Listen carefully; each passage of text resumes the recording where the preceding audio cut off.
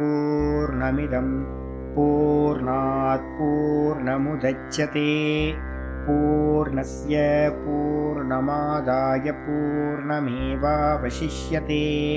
ॐ शान्ति शान्ति शान्तिः। ॐ गुरुर्ब्रह्मा गुरुर्विष्णुर्गुरुर्देवो महेश्वरः गुरुसाक्षात् परं ब्रह्म तस्मै श्रीगुरवे नमः। शङ्करं शङ्कराचार्यं केशवं बादरायणं सूत्रभाष्यकृतौ वन्दे भगवन्तौ पुनः पुनः।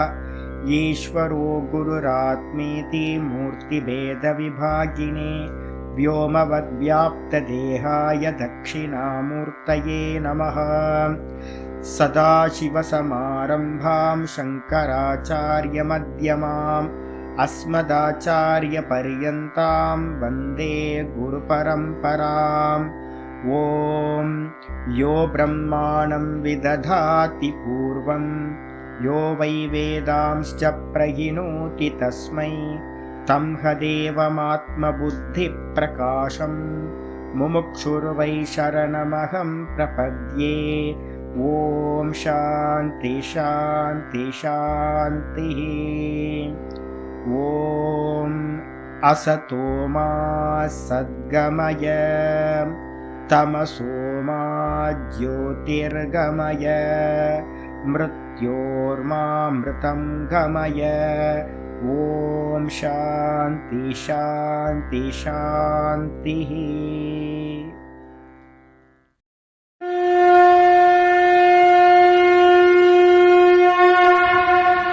ॐ पार्थाय प्रतिबोधितां भगवतां नारायणेन स्वयं व्यासेन ग्रथितां पुराणमुनिना मध्ये महाभारतम् अद्वैतामृतवर्षिणीं भगवतीम् अष्टादशाध्यायिनीम् अम्ब त्वामनुसन्दधामि भगवद्गीते भवद्वेषिणीम्। नमोऽस्तु ते व्यासविशालबुद्धें पुल्लारविन्दायतपत्रनेत्रम् येन त्वया भारततैलपूर्णः प्रज्वालितो ज्ञानमयप्रदीपः। प्रपन्नपारिजाताय स्तोत्रवेत्रैकपाणये ज्ञानमुद्राय कृष्णाय गीतामृतदुहे नमः। वसुदेवसुतं सर्वोपनिषदो गावः दोग्धा गोपालनन्दनः पार्थो वत्ससुधीर्भोक्तां दुग्धं गीतामृतं महत्। वसुदेवसुतं देवं कंसचाणूरमर्दनं देवकी परमानन्दं कृष्णं वन्दे जगद्गुरुं। भीष्मद्रोणतटा जयद्रथजलां गान्धारनीलोत्पलां शल्यग्राहवती कृपेण वहनी कर्णेन वेलाकुलाम् अश्वत्थामविकर्णघोरमकरां दुर्योधनावर्तिनीं सोत्तीर्णा खलु पाण्डवैरननदीं कैवर्तककेशवः। पाराशर्यवचः सरोजममलं गीतार्थगन्धोत्कटं नानाख्यानककेसरं हरिकथां सम्बोधनाबोधितम्। लोके सज्जनषट्पदैरहरहः पेपेयमानं मुदा भूयाद्भारतपङ्कजं कलिमलं प्रध्वंसिनः श्रेयसे। मूकं करोति वाचालं पङ्गुं लङ्घयते गिरिं यत्कृपातमहं वन्दे परमानन्दमाधवम्। यं ब्रह्मा वरुणेन्द्ररुद्रमरुतः स्तुन्वन्ति दिव्यैस्तवैः वेदैः साङ्गपदक्रमोपनिषदैः गायन्ति यं सामगाः ध्यानावस्थिततद्गतेन मनसां पश्यन्ति यं योगिनः यस्यान्तं न विदुःसुरासुरगणाः। देवाय तस्मै नमः, देवाय तस्मै नमः। श्रीकृष्णाय परमात्मने नमः. श्री कृष्ण कृष्ण कृष्ण. எல்லாருக்கும் நமஸ்காரம். நம்ம பார்த்துட்டு இருக்கிறது பகவத்கீதையில 2வது அத்தியாயம் பார்த்துட்டு இருக்கோம். இந்த 2வது அத்தியாயத்துல 13வது ஸ்லோகத்தோட வியாக்கியானம் முடிச்சிருக்கோம். 11ல இருந்து ஆரம்பிச்சு 31 வரைக்கும் இருக்கிற அந்த பார்ட்டுக்கு பேரு சாங்கியம்னு சொல்லியிருக்கோம். சாங்கியம்ன்றதுக்கு அர்த்தம் ஆத்ம தத்துவம் அப்படின்னு பேரு. ஆத்ம தத்துவத்தை பத்தி பேசக்கூடிய அந்த பார்ட் வந்து சாங்கிய யோகம். அப்ப 2வது சாப்டர்ல 11ல இருந்து 31 வரைக்கும் சாங்கிய யோகம், ஆத்ம விஷயம். இதுல வந்து பாத்தீங்கன்னா ஆச்சாரியர் என்ன பண்ணியிருக்காரு அப்படின்னா ஒவ்வொன்றா டெவலப் பண்ணிக்கிட்டே வரார். என்ன அப்படின்னு கேட்டீங்கன்னா, இந்த ஆத்ம தத்துவம் எப்படிப்பட்டது அப்படின்னு கேட்டீங்கன்னா, சதா காலமும் என்ன பண்றது, நித்தியமா இருக்கிறது. தேக திருஷ்டியா எடுத்துக்கிட்டா கண்டிப்பா மரணம் சம்பவிக்கும். ஜென்மம் சம்பவிச்சதுக்கு மரணம் சம்பவிக்கும். அதனால என்னன்னு கேட்டீங்கன்னா, பீஷ்மரும் துரோணரும் புண்ணிய ஆத்மாக்களா இருக்காங்க. அவங்க இறந்து போனாங்க அப்படின்னா கண்டிப்பா பரலோகத்தை, சொர்க்கத்தை அடைவார்கள். அதுல கவலை கொள்றதுக்கு ஒண்ணும் இல்லை. அவங்கள ஆத்ம தத்துவம்னு எடுத்துக்கிட்டோம் அப்படின்னா, ஆத்மா வந்து பாத்தீங்கன்னா அதை குறிச்சும் வருத்தப்படுறதுக்கு இல்லை, அது நித்தியமான தத்துவம். அப்ப 2 திருஷ்டிலையும் நீ கவலை கொள்வதற்கு யோக்கியம் இல்லை அப்படின்னு வந்து 11வது ஸ்லோகத்தை சொல்லியிருக்கு. சொன்னதுக்கு பிறகு வந்து பாத்தீங்கன்னா இது எப்படிப்பட்டது அப்படின்னு கேட்டீங்கன்னா, ஆச்சாரியர் சொல்றார், நானும் முன்னாடி இருந்தேன், இப்ப இருக்கேன், இனிமே ஃபியூச்சர்லயும் நான் இருப்பேன். அதே மாதிரி வந்து பாத்தீங்க அப்படின்னா நீயும் வந்து பாத்தீங்கன்னா இருந்த, இப்ப இருக்க, ஃபியூச்சர்லயும் இருப்ப. இந்த எதிர்க்கக்கூடிய ராஜாக்கள் யாரெல்லாம் நம்ம வந்து எதிர்த்த போர்க்களத்துல ஆப்போசிட் சைட்ல இருக்காங்களோ அவர்களும் இருந்தார்கள், இப்ப இருக்கிறார்கள், ஃபியூச்சர்ல இருப்பார்கள், 3 காலத்திலும். ஆத்ம திருஷ்டியில எடுத்துக்கிட்டோம் அப்படின்னா இங்க யாருக்கும் நாசம் உண்டாகவே போறதில்லை அப்படின்னு சொல்லியாச்சு. இது எந்த விதமா, இது ஏதாவது ஒரு எக்ஸாம்பிள் ஏதாவது சொல்லுங்களேன், திருஷ்டாந்தம் ஏதாவது சொல்லுங்களேன் அப்படின்னு வரும்போது 13வது ஸ்லோகத்துல ஆச்சாரியர் என்ன பண்ணியிருக்கார், எப்படி ஒரு மனுஷனுக்கு வந்து பாத்தீங்கன்னா பால்ய அவஸ்தை, யவ்வன அவஸ்தை, கௌமார அவஸ்தைன்னு ஒவ்வொரு அவஸ்தைகளும் வந்து போயிட்டே இருக்கும். அங்க அதுல இருக்கக்கூடிய நான் அப்படின்றவன் மாறாதவனா இருக்கானோ, அதே மாதிரி அவஸ்தைகள் போலதான் வந்து பாத்தீங்கன்னா மரணமும் ஒரு அவஸ்தை. அப்போ நான் மாறுறதே இல்லை. பால்ய அவஸ்தையிலையும் நான் நானா இருந்தேன், யவ்வன அவஸ்தையிலையும் நான் நானா இருக்கிறேன். அதே மாதிரி வந்து பாத்தீங்கன்னா மத்தியம் அவஸ்தையிலையும் நான் நானா இருக்கேன், இப்பவும் நான் நானா தான் இருக்கேன். அதே மாதிரி மரணம் சம்பவிச்சதுக்கு பிறகு கூட நான் நானா தான் இருப்பேன். இந்த எல்லா மாற்றங்களும் விகாரங்களும் எங்க நடக்குது அப்படின்னா சரீரத்துல தான் நடக்குது. வாஸ்தவல ஆத்மாவுக்கு வந்து பாத்தீங்கன்னா எந்த ஒரு மாற்றமும் நடப்பதில்லை அப்படின்னு ஒரு எக்ஸாம்பிள் சொல்லியாச்சு 13வது. சொன்னதுக்கு பிறகு வந்து பாத்தீங்கன்னா முக்கியமான பார்ட்டு, அதுக்கு மேல ஒரு அவதாரிக்கா இருக்கு அடுத்த பாஷ்யத்துக்கு. நம்ம 14வது மந்திரம் படிக்கணும் இன்னைக்கு, 14வது ஸ்லோகம்.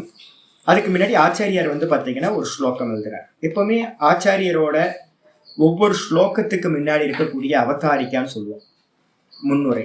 இது எதுக்காக இந்த ஸ்லோகம் சொல்லப்படுது அப்படின்னு அது ரொம்ப இம்பார்ட்டண்டா நாங்க வந்து ரொம்ப முக்கியமா மதிப்போம். அதனால அதோட அர்த்தங்கள் என்னன்றதை புரிஞ்சுக்கிறதுக்கு நமக்கு அது ரொம்ப உபயோகமா இருக்கு. ஆச்சாரியர் சொல்றார், யத்யபி 14வது ஸ்லோகத்துக்கு மேல ஒரு பாஷ்யம் இருக்கு. யத்யபி ஆத்ம விநாச நிமித்தோ மோகோ ந சம்பவதி நித்திய ஆத்மா இது விசானதஹ. யத்யபி, யத்யபினா எப்படி இருந்தாலும், ஆத்ம விநாசி நிமித்தோ, ஆத்ம விநாசி நிமித்தம், ஐயோ ஆத்மா செத்து போயிடும் அப்படின்னு நம்ம ஜனங்களுக்கு எல்லாத்துக்கும் என்ன இருக்கு, நான் செத்து போயிடுவேன். அது என்ன ஆத்ம விநாசம்ன்றதுக்கு அர்த்தம், ஆத்மா ஆத்மானா நான் செத்து போயிடுவேன்ற அத செத்து போறத நிமித்தமா வச்சுக்கிட்டு நமக்கு எல்லாத்துக்கும் என்ன உண்டாகுது, மோகமானது நமக்கெல்லாம் சம்பவிக்குது. நம்ம எல்லாத்துக்கும் சம்பவிக்குது. நம்ம செத்து போயிடுவோம், இல்லை அப்படின்னா எனக்கு சம்பந்தமா இருக்கக்கூடிய உறவினர்கள் செத்து போயிடுவாங்க. இதுல வந்து பாத்தீங்கன்னா சகல ஜீவராசிகளுக்கும் மோகம் இருக்கு. ஆனா ந சம்பவதி நித்திய ஆத்மா இது விஜானதக. எவன் வந்து பாத்தீங்கன்னா ஆத்மா நித்தியமானது என்று அறிந்திருக்கிறானோ, விஜானதக விசேஷ ரூபத்துல பிரிச்சு நான் சாவதில்லை, நான் பிறப்பதும் இல்லை, நான் இறப்பதும் இல்லை, நான் பாத்தீங்கன்னா நித்தியமானவன். இந்த சரீரம் செத்து போகும், சரீரம் பிறந்துச்சு, சரீரம் இறந்து போகும் அப்படின்னு எவன் இந்த ஆத்மாவையும் அனாத்மாவையும் பிரித்து அறிகிறானோ அவனுக்கு பேர் விஜானதகன்னு பேர். விசேஷ ரூபமா அறிபவன். அப்படி அறிஞ்சவனுக்கு பாத்தீங்கன்னா இந்த மோகமானது நம்மள மாதிரி சம்பவிக்குமான்னு கேட்டீங்கன்னா நம்மை போன்று மோகம் அவனுக்கு சம்பவிக்காது. ததாபி இப்ப நமக்கெல்லாம் பாத்தீங்கன்னா தெரிஞ்சு போச்சு, ஆத்மான்றது இறப்பதில்லை. இந்த தேகத்துக்கு தான் சேஞ்ச் எல்லாம் நடந்துட்டு இருக்கு, நான் அப்படியே தான் இருக்கு அப்படின்னு தெரிஞ்சாலும் கூட பாத்தீங்கன்னா ததாபி அவ்வாறு தெரிந்தாலும் கூட ஒரு 3 ஸ்லோகம் 4 ஸ்லோகத்திலேயே உங்களுக்கு நான்றத சொல்லியாச்சு. தெரிஞ்சாலும் கூட பாத்தீங்கன்னா சீதோஷ்ண சுக துக்க பிராப்தி நிமித்தோ மோகோ. இந்த உலகத்துல பாத்தீங்கன்னா நமக்கு எல்லாருக்கும் சுவாமி நீங்க வேதாந்தம் சொல்றீங்க, எல்லாம் பண்றீங்க, இருந்தாலும் கூட பாத்தீங்க அப்படின்னா இந்த துவந்துவங்கள்னு சொல்லக்கூடிய இரட்டைகள் இருக்கு இந்த உலகத்துல. என்ன இருக்கு அப்படின்னு கேட்டீங்கன்னா ஒவ்வொன்றுத்திலையும் துவந்துவங்கள்னு சொல்றோம். எது அப்படின்னு கேட்டீங்கன்னா சீத உஷ்ண. வெளியில கிளைமேட் பாத்தீங்கன்னா இப்போ சில்லுன்னு இருக்கு, நல்லா டிசம்பர் கிளைமேட் திருவண்ணாமலையிலேயே இங்க இருக்கு. அப்ப ரிஷிகேஷ் ஹரித்வாரெல்லாம் எப்படி இருக்கும்? அப்போ சீத்தம் வந்துருச்சு, சீத்தம்னா குளிர்ச்சி. அதுக்கப்புறம் உஷ்ணம், மே மாசத்துல தகிக்குது, திருவண்ணாமலையில இருக்க முடியாது, உள்ள படுத்தா காத்தெல்லாம் சூடாதான் வருது. காசில எல்லாம் போனோம்னா லூன்னு சொல்லுவாங்க, ஒரு வெப்ப காத்து அடிக்கும், போச்சு அவ்வளவுதான். அது உள்ளார மாட்டணும் அப்படின்னா ஜாண்டிஸே வந்துடும் அது மாதிரி. அப்போ அது மாதிரி வெப்பம் இருக்கு, குளிர்ச்சி வெப்பம், சீத்த உஷ்ணம். அதே மாதிரி பாத்தீங்கன்னா வேற என்ன இருக்கு அப்படின்னா பிராணனுக்கு பாத்தீங்கன்னா பசி தாகம்னு சொல்லுவோம். மனசுக்கு பாத்தீங்கன்னா என்னன்னு கேட்டீங்கன்னா மானம் அபமானம்னு சொல்றோம். அது நிமித்தமா வச்சுக்கிட்டு நம்ம எல்லாத்துக்கும் என்ன உண்டாகுது? சுகம் துக்கம் உண்டாகுது. சரீரத்துக்கு வெப்பம் குளிர்ச்சி, அதே மாதிரி பிராணனுக்கு பாத்தீங்கன்னா பசிதாகம், அதுக்கப்புறம் மனசுக்கு பாத்தீங்கன்னா மானம் அபமானம். யாராவது ஏதாவது சொன்னா தாங்க முடிய மாட்டேங்குது, ஸ்துதி பண்ணாங்கன்னா ரொம்ப ஆனந்தமா இருக்கு. இதை எல்லாத்தையும் வச்சுக்கிட்டு மனசுக்கு என்ன உண்டாகுதுன்னு கேட்டீங்கன்னா சதா காலமும் சுகம் துக்கமானது நமக்கு பிராப்தி ஆயிட்டே இருக்கு. சாமி நான் ஆத்மானு புரியுது சாமி, நான் எல்லாம் செத்து போவேன்றது தெரியுது, இந்த உலகத்துல இருக்கிற எல்லாம் செத்து போவாங்க, நானும் செத்து போவேன்னு எல்லா ஜீவராசிக்கும் தெரிஞ்சாலும் கூட இந்த இரட்டைகள்னு சொல்லக்கூடிய அந்த துவந்துவங்கள், டுவாலிட்டிஸ் இருக்குல்ல, இதை பாத்தீங்கன்னா இதை பிராப்தி ஆகிறத நிமித்தமா வச்சுக்கிட்டு நமக்கு எல்லாத்துக்கும் என்ன உண்டாகுதுன்னா மோகோ லௌகிகோ திருஷ்யதே. மோகமானது இந்த எல்லா உலகியல் மனிதர்களுக்கும் மோகமானது சம்பவிக்குது. எல்லாம்னா என்ன அர்த்தம்? நம்மள எடுத்துங்க, நமக்கு எல்லாத்துக்கும் பாத்தீங்கன்னா தெரிஞ்சாலும் கூட ஆத்மா நித்தியமானதுன்னு தெரிஞ்சாலும் இந்த பெயின் வந்துச்சு அப்படின்னா தேகத்தோட எனக்கு ஒரு அபிமானம் வந்துடுது. சுகமா கிடைச்சது அப்படின்னா சந்தோஷப்படுறேன், துக்கம் வந்துச்சுன்னா பாத்தீங்க அப்படின்னா ஏதாவது தாங்க முடியல என்னால, யாராவது ஏதாவது சொன்னா தாங்க முடியல, வெப்பமும் குளிரும் பாத்தீங்கன்னா தாங்க முடியல. இதை நிமித்தமா வச்சுக்கிட்டு பாத்தீங்கன்னா ஒரு மோகம் உண்டாகுது. என்ன மோகம்னா எது பிராப்தி ஆனாலும் எனக்கு பிராப்தி ஆகிற மாதிரியே இருக்கு. சரீரத்துக்கு குளிருது ஆனா எனக்கு குளிர்ற மாதிரி தெரியுது, சரீரத்துக்கு பாத்தீங்கன்னா உஷ்ணமா இருக்கு, எனக்கு உஷ்ணமா இருக்க மாதிரி தெரியுது. ரொம்ப ஹீட்டுங்க, ஐயோ எனக்கு பாத்தீங்கன்னா பாடி எல்லாம் ஹீட்டா இருக்கு. ஒரு பக்கம் கஃபம் பாத்தீங்கன்னா தொண்டையில இருக்கு, இன்னொரு பக்கம் பாத்தீங்கன்னா என் பாடி ஃபுல்லா பாத்தீங்கன்னா ஒரு நாள் பொறிஞ்சு போயிருக்கும் ஹீட். இப்போ 3 மணி நேரம் நான் கிளாஸ் எடுக்கிறேன் அப்படின்னா உடம்பெல்லாம் அந்த ஹீட் ப்ரொடியூஸ் ஆயிடும். கிளாஸ் முடிச்சோன்னு பாத்தீங்கன்னா அப்படியே அந்த பின்பக்கம் ஃபுல்லா ஸ்வெட்டிங், நல்ல கிளைமேட், வெளியில கிளைமேட் தான் இருக்கு, ஆனா பாத்தீங்கன்னா ஃபுல்லா ஈரமாயிடும். அங்க வஸ்திரத்தை எடுத்தனா ஃபுல் ஹீட். அப்போ இது மாதிரி பாத்தீங்கன்னா எல்லாமே பிராப்தி ஆகுது, சுகம் துக்கம் எல்லாம் பிராப்தி ஆகும் போது என்ன ஆகுதுன்னா ஒரு மோகம் உண்டாகுது. மோகம்னா ஏற்கனவே நான் சொல்லியிருக்கேன், மோகம்னா மயக்கம், ஒன்றில் வேறொன்றை பார்த்தலுக்கு பேர் தான் மோகம். அப்ப இந்த தேகத்துக்கு சம்பவிக்கிற எல்லாத்தையும் நான் என்ன பண்றேன், எனக்கு சம்பவிக்கிறதாவே நான் பாக்குறேன். எனக்கு ரொம்ப ஹீட்டா இருக்குச்சு, எனக்கு ரொம்ப சில்லுன்னு இருக்குச்சு, எனக்கு ஒரு அசிங்கமா இருக்கு, அபமானமா இருக்குச்சு, அவர் இது மாதிரி சொல்லிட்டாரு, எனக்கு வலியா இருக்கு, எனக்கு பசியோட இருக்கேன், நான் எனக்கு பாத்தீங்கன்னா தாகமா இருக்கு அப்படின்னு எல்லாத்தையும் தூக்கி நான் என்ன பண்றேன், எனக்கு எனக்கு எனக்குன்னு நான் என்ன பண்றேன் சேர்த்துக்க. ஆனா இது எல்லாம் எதுக்கு நடக்குது? எனக்கு அந்நியமா இருக்கக்கூடிய தேகத்துக்கும், எனக்கு அந்நியமா இருக்க பிராணனுக்கும், எனக்கு அந்நியமா இருக்கக்கூடிய மனசுக்கும் சம்பவிக்கிறது. அப்ப இதை பிரிச்சு பார்க்க முடியாம நம்ம என்ன பண்றோம், ஒன் சைடு நான் யாரு அப்படின்னு ஸ்லோகங்கள் சொல்றத புரிஞ்சுக்கிறோம். ஆனா இன்னொரு சைடு வந்து பாத்தீங்கன்னா இதெல்லாம் பிராப்தி ஆகும் போது நம்ம ஒரு மோகத்தை அடைஞ்சு என்ன பண்றோம், நான்ல வந்து பாத்தீங்கன்னா நானை தூக்கி இந்த சரீரத்துல வந்து பாத்தீங்கன்னா அட்டாச் பண்ணி பார்க்கிறோம். இந்த மோகமானது வந்து பாத்தீங்கன்னா உலகியல் மனிதர்கள் இடத்துல பார்க்கப்படுது. அப்ப யாரு, நம்ம எல்லாம் லௌகிகமா இருக்கும். அது மட்டும் இல்ல, சுக வியோக நிமித்தோ துக்க சயோக நிமித்தகச்ச சோக சொல்றாரு. சுக வியோக நிமித்தோ, சுகம் வந்து பாத்தீங்கன்னா நம்மளை விட்டு போயிடுமோன்னு எல்லாத்துக்கும் வந்து பாத்தீங்கன்னா ஒரு மோகம், போகக்கூடாது, சுகம் என்னை விட்டு போகக்கூடாது. அதே மாதிரி வந்து பாத்தீங்கன்னா துக்க சயோக நிமித்தகச்ச, துக்கம் வந்து சேரக்கூடாது அப்படின்னு நம்ம நினைக்கிறோம். ஆனா வந்து பாத்தீங்கன்னா சரீரத்துக்கு வந்து பாத்தீங்கன்னா கர்மத்தினால அதுக்கு என்ன வந்துடும், சுகமும் துக்கமும் சேஞ்ச் ஆகிட்டே இருக்கு.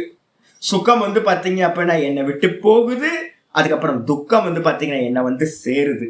இதை நிமித்தமா வச்சுக்கிட்டு இந்த மனுஷன் என்ன பண்றான்னா சோகா இது ஏதத்து, அவனுக்கு சோகமானது, துயரமானது, துக்கமானது, துன்பமானது சதா காலமும் வந்து பாத்தீங்கன்னா சம்பவிச்சுக்கிட்டே இருக்கு. இப்போ இந்த இதுல வந்து பாத்தீங்கன்னா ஆச்சாரியர் ரொம்ப கிளியரா ஒன்று சொல்றார். எப்பவுமே வந்து பாத்தீங்கன்னா என்னோட லட்சியம் என்னன்னு கேட்டீங்கன்னா சுகம் மே சியாத், இதுதான் லட்சியம். எனக்கு சுகம் உண்டாகட்டும். துக்கம் மே மாபூத், துக்கம் எனக்கு வரவே கூடாது அப்படின்றதுதான் இந்த உலகத்துல இருக்கக்கூடிய சகல ஜீவராசிகளோட லட்சியம். இதை பேஸ் பண்ணி தான் வந்து பாத்தீங்கன்னா ஒரு சின்ன எறும்புல இருந்து இந்திரன் வரைக்கும் வந்து பாத்தீங்கன்னா எல்லா ஜீவராசிகளும் இத மனசுல வச்சுக்கிட்டு தான் ஒர்க் அவுட் பண்ணுது. எனக்கு சதா சுகம் கிடைக்கணும், எனக்கு துக்கம் வரக்கூடாது. இது ஆச்சரிய கிளியரா சொல்ற. சுகம் விலகி போகிடுமோ அப்படின்னு நம்ம என்ன பண்றோம், பிடிச்சு வைக்கிறோம். ஆனா சுக துக்கம் எங்க நடக்குது, இந்த தேகத்திலையும் மனசுலையும் இந்த பிராணன்லையும் தான் அந்த சுக துக்கத்துக்கான நிமித்தங்கள் நடக்குது. ஆனா நாம என்ன பண்றோம், இந்த தேகத்துக்கு நடக்கிறது எல்லாத்தையும் எனக்கு நடக்கிறதுன்றத நினைச்சுக்கிட்டு சுகம் விட்டு போக கூடாது, துக்கம் என்ன வந்து அடையக்கூடாதுன்னு நினைச்சுக்கிட்டு நம்ம என்ன பண்றோம், சதா காலமும் வந்து பாத்தீங்கன்னா துக்கப்பட்டுக்கிட்டே இருக்கோம். இது வந்து பாத்தீங்கன்னா இது ஏத்தத்து அர்ஜுனஸ்ய வச்சனம் ஆசங்கிய. இந்த விதமா வந்து பாத்தீங்கன்னா அர்ஜுனன் வந்து பாத்தீங்கன்னா இந்த விதமா கேள்வி கேட்கிறான், சந்தேகப்படுறான். சுவாமி நீங்க சொல்றதெல்லாம் புரியுது சுவாமி, ஆத்மான்றது புரியுது, நான் வந்து பாத்தீங்கன்னா அந்த கதவை முடி, ஆத்மான்றது தெரியுது, ஆத்மா வந்து பாத்தீங்க அப்படின்னா வந்து பாத்தீங்கன்னா நித்தியமானது, இதெல்லாம் புரியுது. ஆனால் இந்த துவந்துவங்கள்ல இருந்து வந்து பாத்தீங்கன்னா என்னால மீண்டு வர முடியல அப்படின்னு அர்ஜுனன் வந்து பாத்தீங்க அப்படின்னா பகவான்கிட்ட வந்து கேட்கிற மாதிரி அவன் முகபாவனையை வச்சுக்கிட்டான். குருநாதர்களுக்கு வந்து பாத்தீங்கன்னா ஒரு ஸ்பெஷல் ஒரு ஸ்கேனிங் கெப்பாசிட்டி வந்து பாத்தீங்கன்னா பகவான் கொடுத்துருக்காரு. என்னன்னு கேட்டீங்கன்னா குருநாதர்களா இருக்கிறவங்க எல்லாத்துக்கும் சிஷ்யர்களோட மன ஓட்டம் எப்படின்னு தெரியும். அவங்க ஏதாவது கேள்வி கேட்கறதுக்கு வராங்கன்னாவே கண்டிப்பா இவன் இந்த கேள்வியை தான் கேட்க போறான் அப்படின்னு கண்டிப்பா குருநாதருக்கு தெரியும். என்னோட ஆச்சாரியர்கிட்ட இருந்திருக்கேன், எனக்கு கொஸ்டின் வரும்போதெல்லாம் வந்து பாத்தீங்கன்னா எங்க ஆச்சாரியர் வந்து பாத்தீங்கன்னா ஆன்சர் சொல்லிட்டே போவார். என்னன்னு கேட்டீங்கன்னா இவனுக்கு இந்த கேள்வி தான் வரும், இந்த விஷயமா தான் வரும் அப்படின்னு குருநாதர்களுக்கு நல்லா தெரியும். அப்போ அர்ஜுனனுக்கு வந்து பாத்தீங்கன்னா இந்த விதமான கேள்வி வந்திருக்கு அப்படின்னு ஆசங்கி ஆக பகவான் வந்து பாத்தீங்கன்னா சந்தேகப்பட்டு இது மாதிரி ஒருத்தர் கேள்வி கேட்கலாம், அர்ஜுனன் மாதிரி பின்னாடி வரவங்களும் கேள்வி கேட்கலாம் அப்படின்னு அர்ஜுனனை குறிச்சு ஸ்லோகத்தை ஆரம்பிக்கிறார். இத பிக்சர் நல்லா வந்துருங்க. ஆத்மானு தெரிஞ்சாலும் கூட நமக்கு என்ன ஒன்றாகும், இரட்டைகள் மூலமாக துவந்துவங்கள் மூலமா சுகதுக்க பிராப்தி உண்டாகும், மோகம் உண்டாகிறது. என்ன பண்ணணும் அப்படின்னு கேட்டீங்கன்னா முதல் தகுதி வேதாந்தத்துல வந்து பாத்தீங்கன்னா ஒருத்தர் உள்ள நுழையணும் அப்படின்னா ஒவ்வொன்னா நான் சொல்லிக்கிட்டே வந்துட்டு இருக்கேன், இதெல்லாம் நோட் பண்ணிக்கிட்டே வரணும். முதல் உபதேசம் பஷ்ய ஏதானு பஷ்ய, இவைகளை பார்ப்பாயாக. இரண்டாவது உபதேசம் மாக்லைபியம் ஸ்மகம பார்த்த, பேடித்தன்மையை அடையாதே, உணர்வுக்கு வசப்படாதே, இரண்டாவது உபதேசம். இப்ப வந்து பாத்தீங்கன்னா முக்கியமான உபதேசம் சொல்றார், சகிஷ்ணுத்துவம் அப்படின்னு சொல்லக்கூடிய திதிக்ஷா. இந்த 14வது ஸ்லோகத்துக்கு மேல டாபிக் எழுதிக்கணும், என்னன்னு கேட்டீங்கன்னா திதிக்ஷா அப்படின்னு சொல்றது தகுதி. ஆத்ம ஞானத்தை அடையணும் அப்படின்னு ஒருத்தன் விரும்புறான் அப்படின்னா அவனுக்கு முக்கியமான தகுதி திதிக்ஷா. என்னன்னு ஸ்லோகத்தை பார்த்துட்டு பார்ப்போம். 14வது ஸ்லோகம். மாத்ரா ஸ்பர்ஷாஸ்து கௌந்தேய ஷீதோஷ்ண சுக துக்கதாஹ. மாத்ரா ஸ்பர்ஷாஸ்து கௌந்தேய ஷீதோஷ்ண சுக துக்கதாஹ.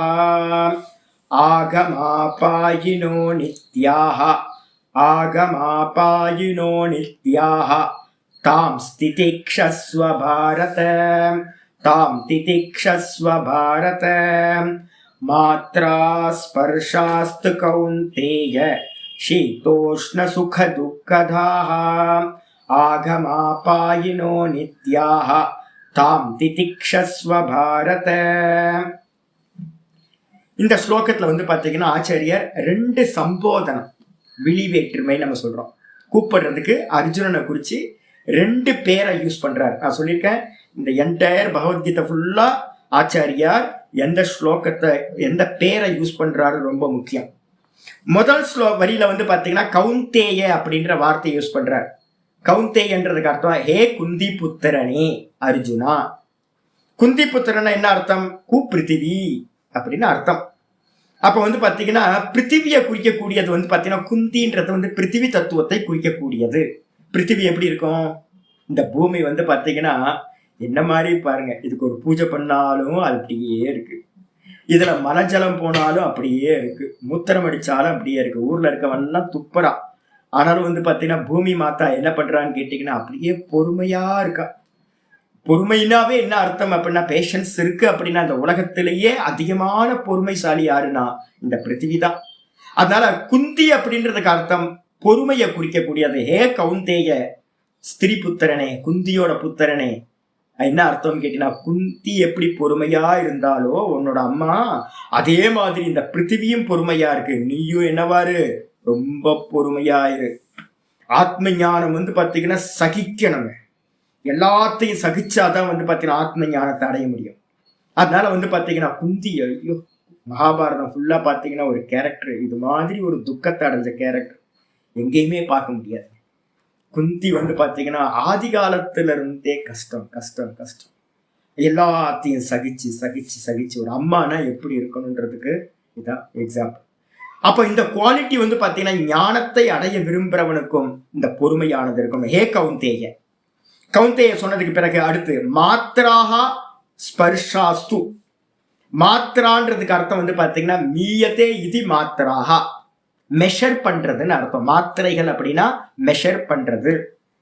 இது சிவப்பு கலரா இருக்கு, இது பச்சை கலரா இருக்குன்னு நம்ம எதை வச்சு சொல்றோம்? கண்களை வச்சு சொல்றோம், மெஷர் பண்றோம். இது வந்து பாத்தீங்கன்னா இது கிளி கத்தர சப்தம், இது வந்து பாத்தீங்கன்னா காக்கா சப்தம் அப்படின்னு நம்ம வந்து காதுகளை வச்சு சப்தத்தை மெஷர் பண்றோம். இந்த ஸ்மெல் வந்து ரோஜா ஸ்மெல்லு, இது வந்து பாத்தீங்கன்னா சாண்டல்வுட் ஸ்மெல் அப்படின்னு மூக்க வச்சு ஸ்மெல்ல வந்து மெஷர் பண்றோம். மெஷர் பண்றோம்னா என்ன அர்த்தம்? அளக்குறோம், இது இதுன்னு அறியறோம். அப்ப இந்திரியங்களுக்கு புலன்களுக்கு என்ன பேர் அப்படின்னா மாத்ராகான்னு பேர். மாத்திரைகள். மாத்திரைகள்னா என்ன அர்த்தம்? விஷயங்களை அறிகின்ற இந்திரியங்கள், புலன்கள், அதுக்கு பேர் மாத்ராகான்னு பேர். கூட அந்த மாத்திரைகள் சொல்லக்கூடிய புலன்களால் அறியக்கூடிய விஷயங்கள் எது இருக்கோ அதுக்கு பேர் ஸ்பர்ஷாகான்னு பேர். ஸ்பர்ஷம்னா என்ன அர்த்தம்? டச் ஆகிறதுன்னு அர்த்தம்.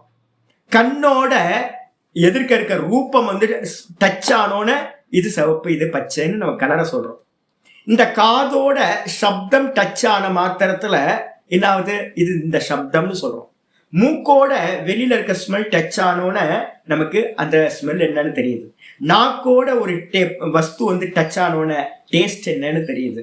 அப்போ இந்த விஷயங்களுக்கு எல்லாத்துக்கும் என்ன பேருனா ஸ்பர்ஷாகான்னு பேரு.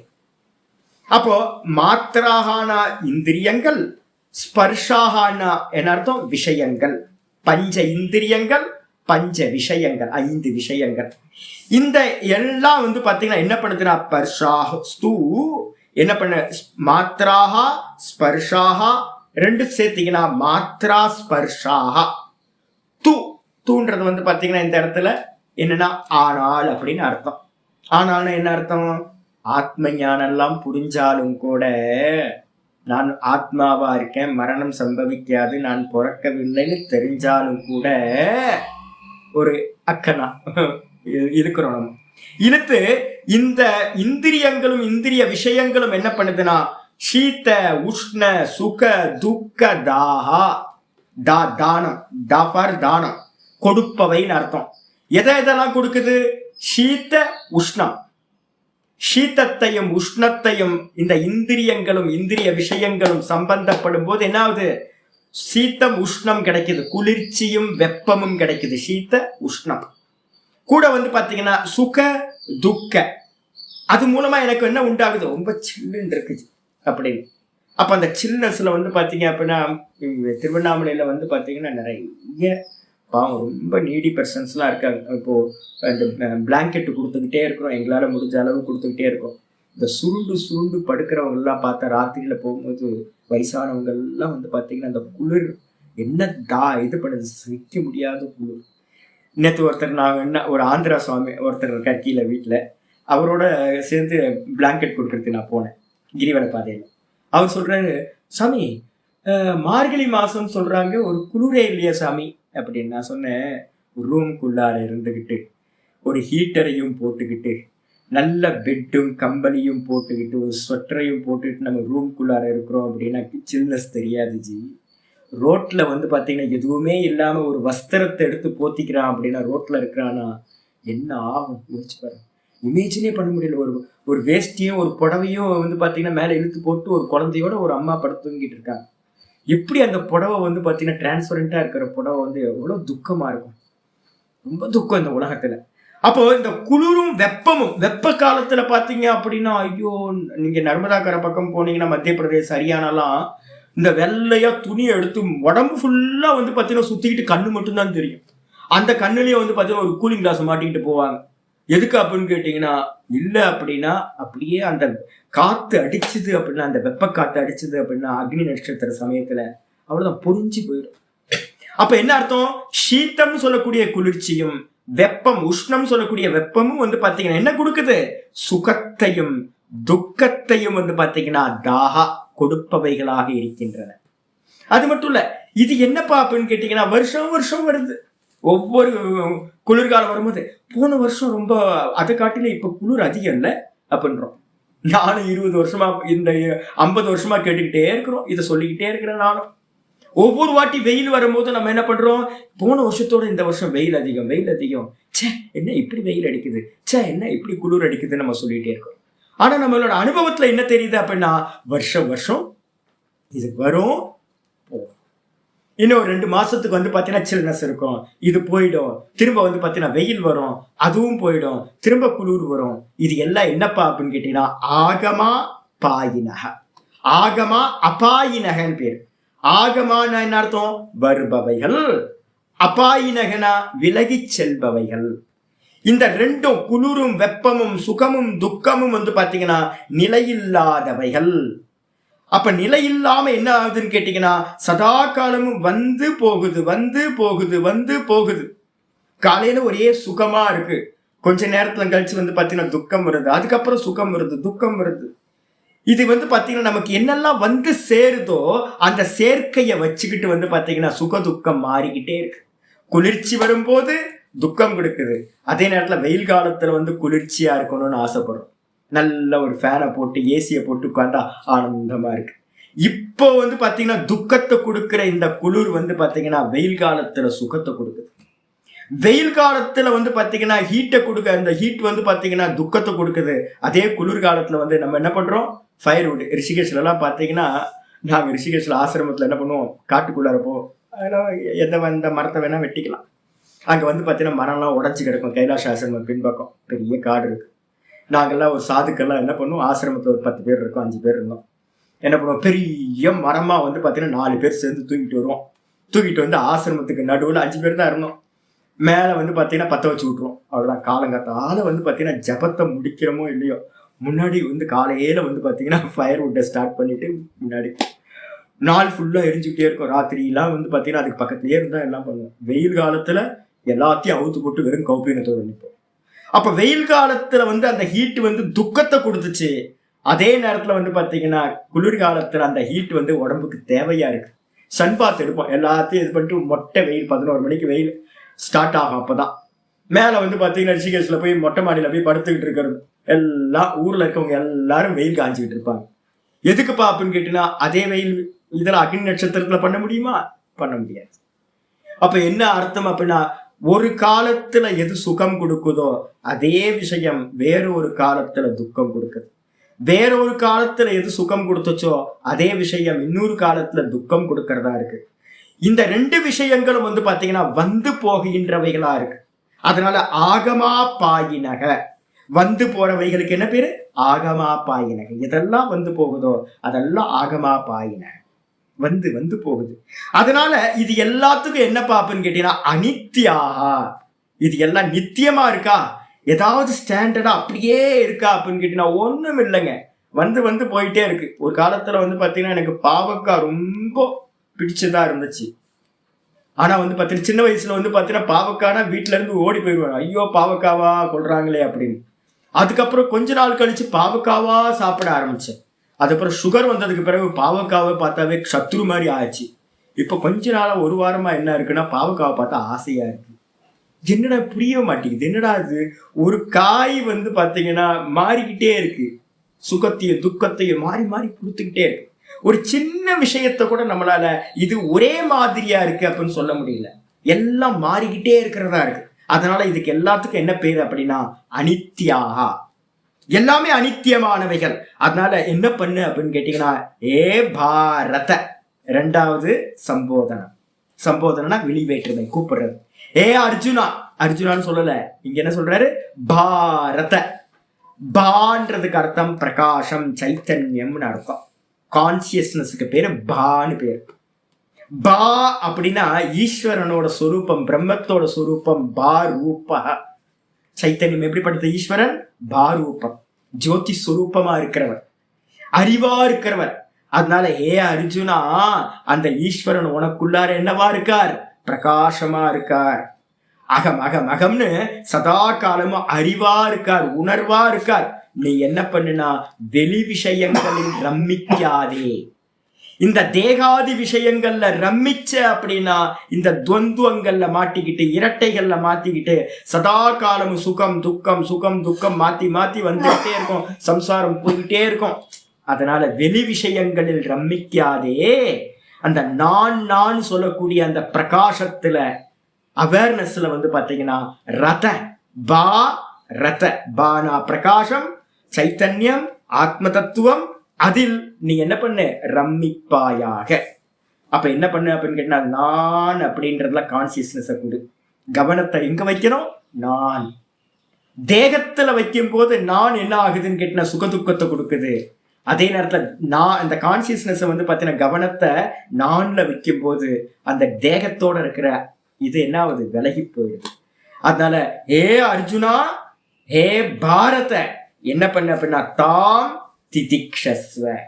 முதல் ஸ்டெப்பு, மூணாவது உபதேசம். இந்த ஆத்ம ஞானத்தோட விஷயத்துல முதல் உபதேசம் இதுதான். என்னன்னு கேட்டீங்க அப்படின்னா நீ என்ன பண்ணு? திதிக்ஷையோட பொறுத்து கொள்வாயாக, சகிச்சுக்கோ, எல்லாத்தையும் சகிச்சுக்கோ அப்படின்னு தாம் திதிக்ஷஸ்வ அப்படின்னு சொல்ற. ராமச்சரித்த மானஸ் அப்படின்னு ஃபேமஸான ஒரு கிரந்தம். ராமரோட விஷயத்தை நம்ம வந்து நினைவு கொள்ளாம இருக்க முடியாது. ராமர் தானே கிருஷ்ணரா வந்திருக்காரு, கதை சொன்னேன்ல நான் உங்களுக்கு. அப்ப ராம அவதாரத்துல வந்து பாத்தீங்கன்னா ராமர் வந்து பாத்தீங்கன்னா வனவாசம் போறாங்க. வனவாசம் போன சமயத்துல வந்து பாத்தீங்கன்னா இவங்க சீதா பிராட்டியார் என்ன பண்றாங்கன்னு கேட்டீங்கன்னா எனக்கு என்ன ஆதேசம் அப்படின்னு கேட்கறாங்க, நான் எப்படி காட்டுல நடந்துக்கிறது அப்படின்னு. வனவாசம் போகும்போது ராமரை வந்து பாத்தீங்கன்னா நமஸ்காரம் பண்ணி நீங்க சொல்றதெல்லாம் நான் கேட்கிறேன், நான் என்ன பண்ணணும் முதல்ல அப்படின்னு. ராமர் என்ன பண்றாருன்னா ஃபர்ஸ்ட் உபதேசம் சீதா பிராட்டிக்கு இந்த உபதேசத்தை தான் சொல்றார். திதிக்ஷஸ்வ அப்படின்ற, பொறுத்துக்கோ அப்படின்ற. ஏன்னு கேட்டீங்கன்னா பூமியில இருந்து உண்டானவங்க, பூமியோட அம்சம் யாரு? சீதா. அப்ப வந்து பாத்தீங்கன்னா கடைசி காலம் வரைக்கும் சீதா தேவியும் குந்தி தேவி மாதிரியே ரொம்ப பொறுமையா இருந்தாங்க. என்னன்னா ராமர் சொன்ன உபதேசம் பொறுத்துக்கோ. யோசிச்சு பாருங்களேன், எவ்வளோ மென்மையா இருந்திருப்பாங்க சீதா பிராட்டியார். சீதா பிராட்டியார் வந்து எவ்வளோ மென்மையா இருந்திருப்பாங்க. காட்டுல வந்து நீங்க யாத்திரை பண்ணா தெரியும், ஐயோ காடு ரொம்ப மோசம். நீங்க வீடியோ எல்லாம் வந்து பாத்தீங்கன்னா பார்த்தா ரொம்ப ஆனந்தமா இருக்கும். இந்த பிரகிருதி மாதிரி ஒரு துக்கத்தை கொடுக்கக்கூடியது ராட்சசத்தனமா இருக்கிறது இந்த உலகத்துல இல்லவே இல்லை. நீங்க எப்ப வந்து பாத்தீங்கன்னா பிரகிருதிக்குள்ளார டீப் ஃபாரஸ்ட்லயோ இல்ல மலையிலயோ எங்கேயோ போய் நின்னீங்கன்னா தெரியும் உங்களுக்கு.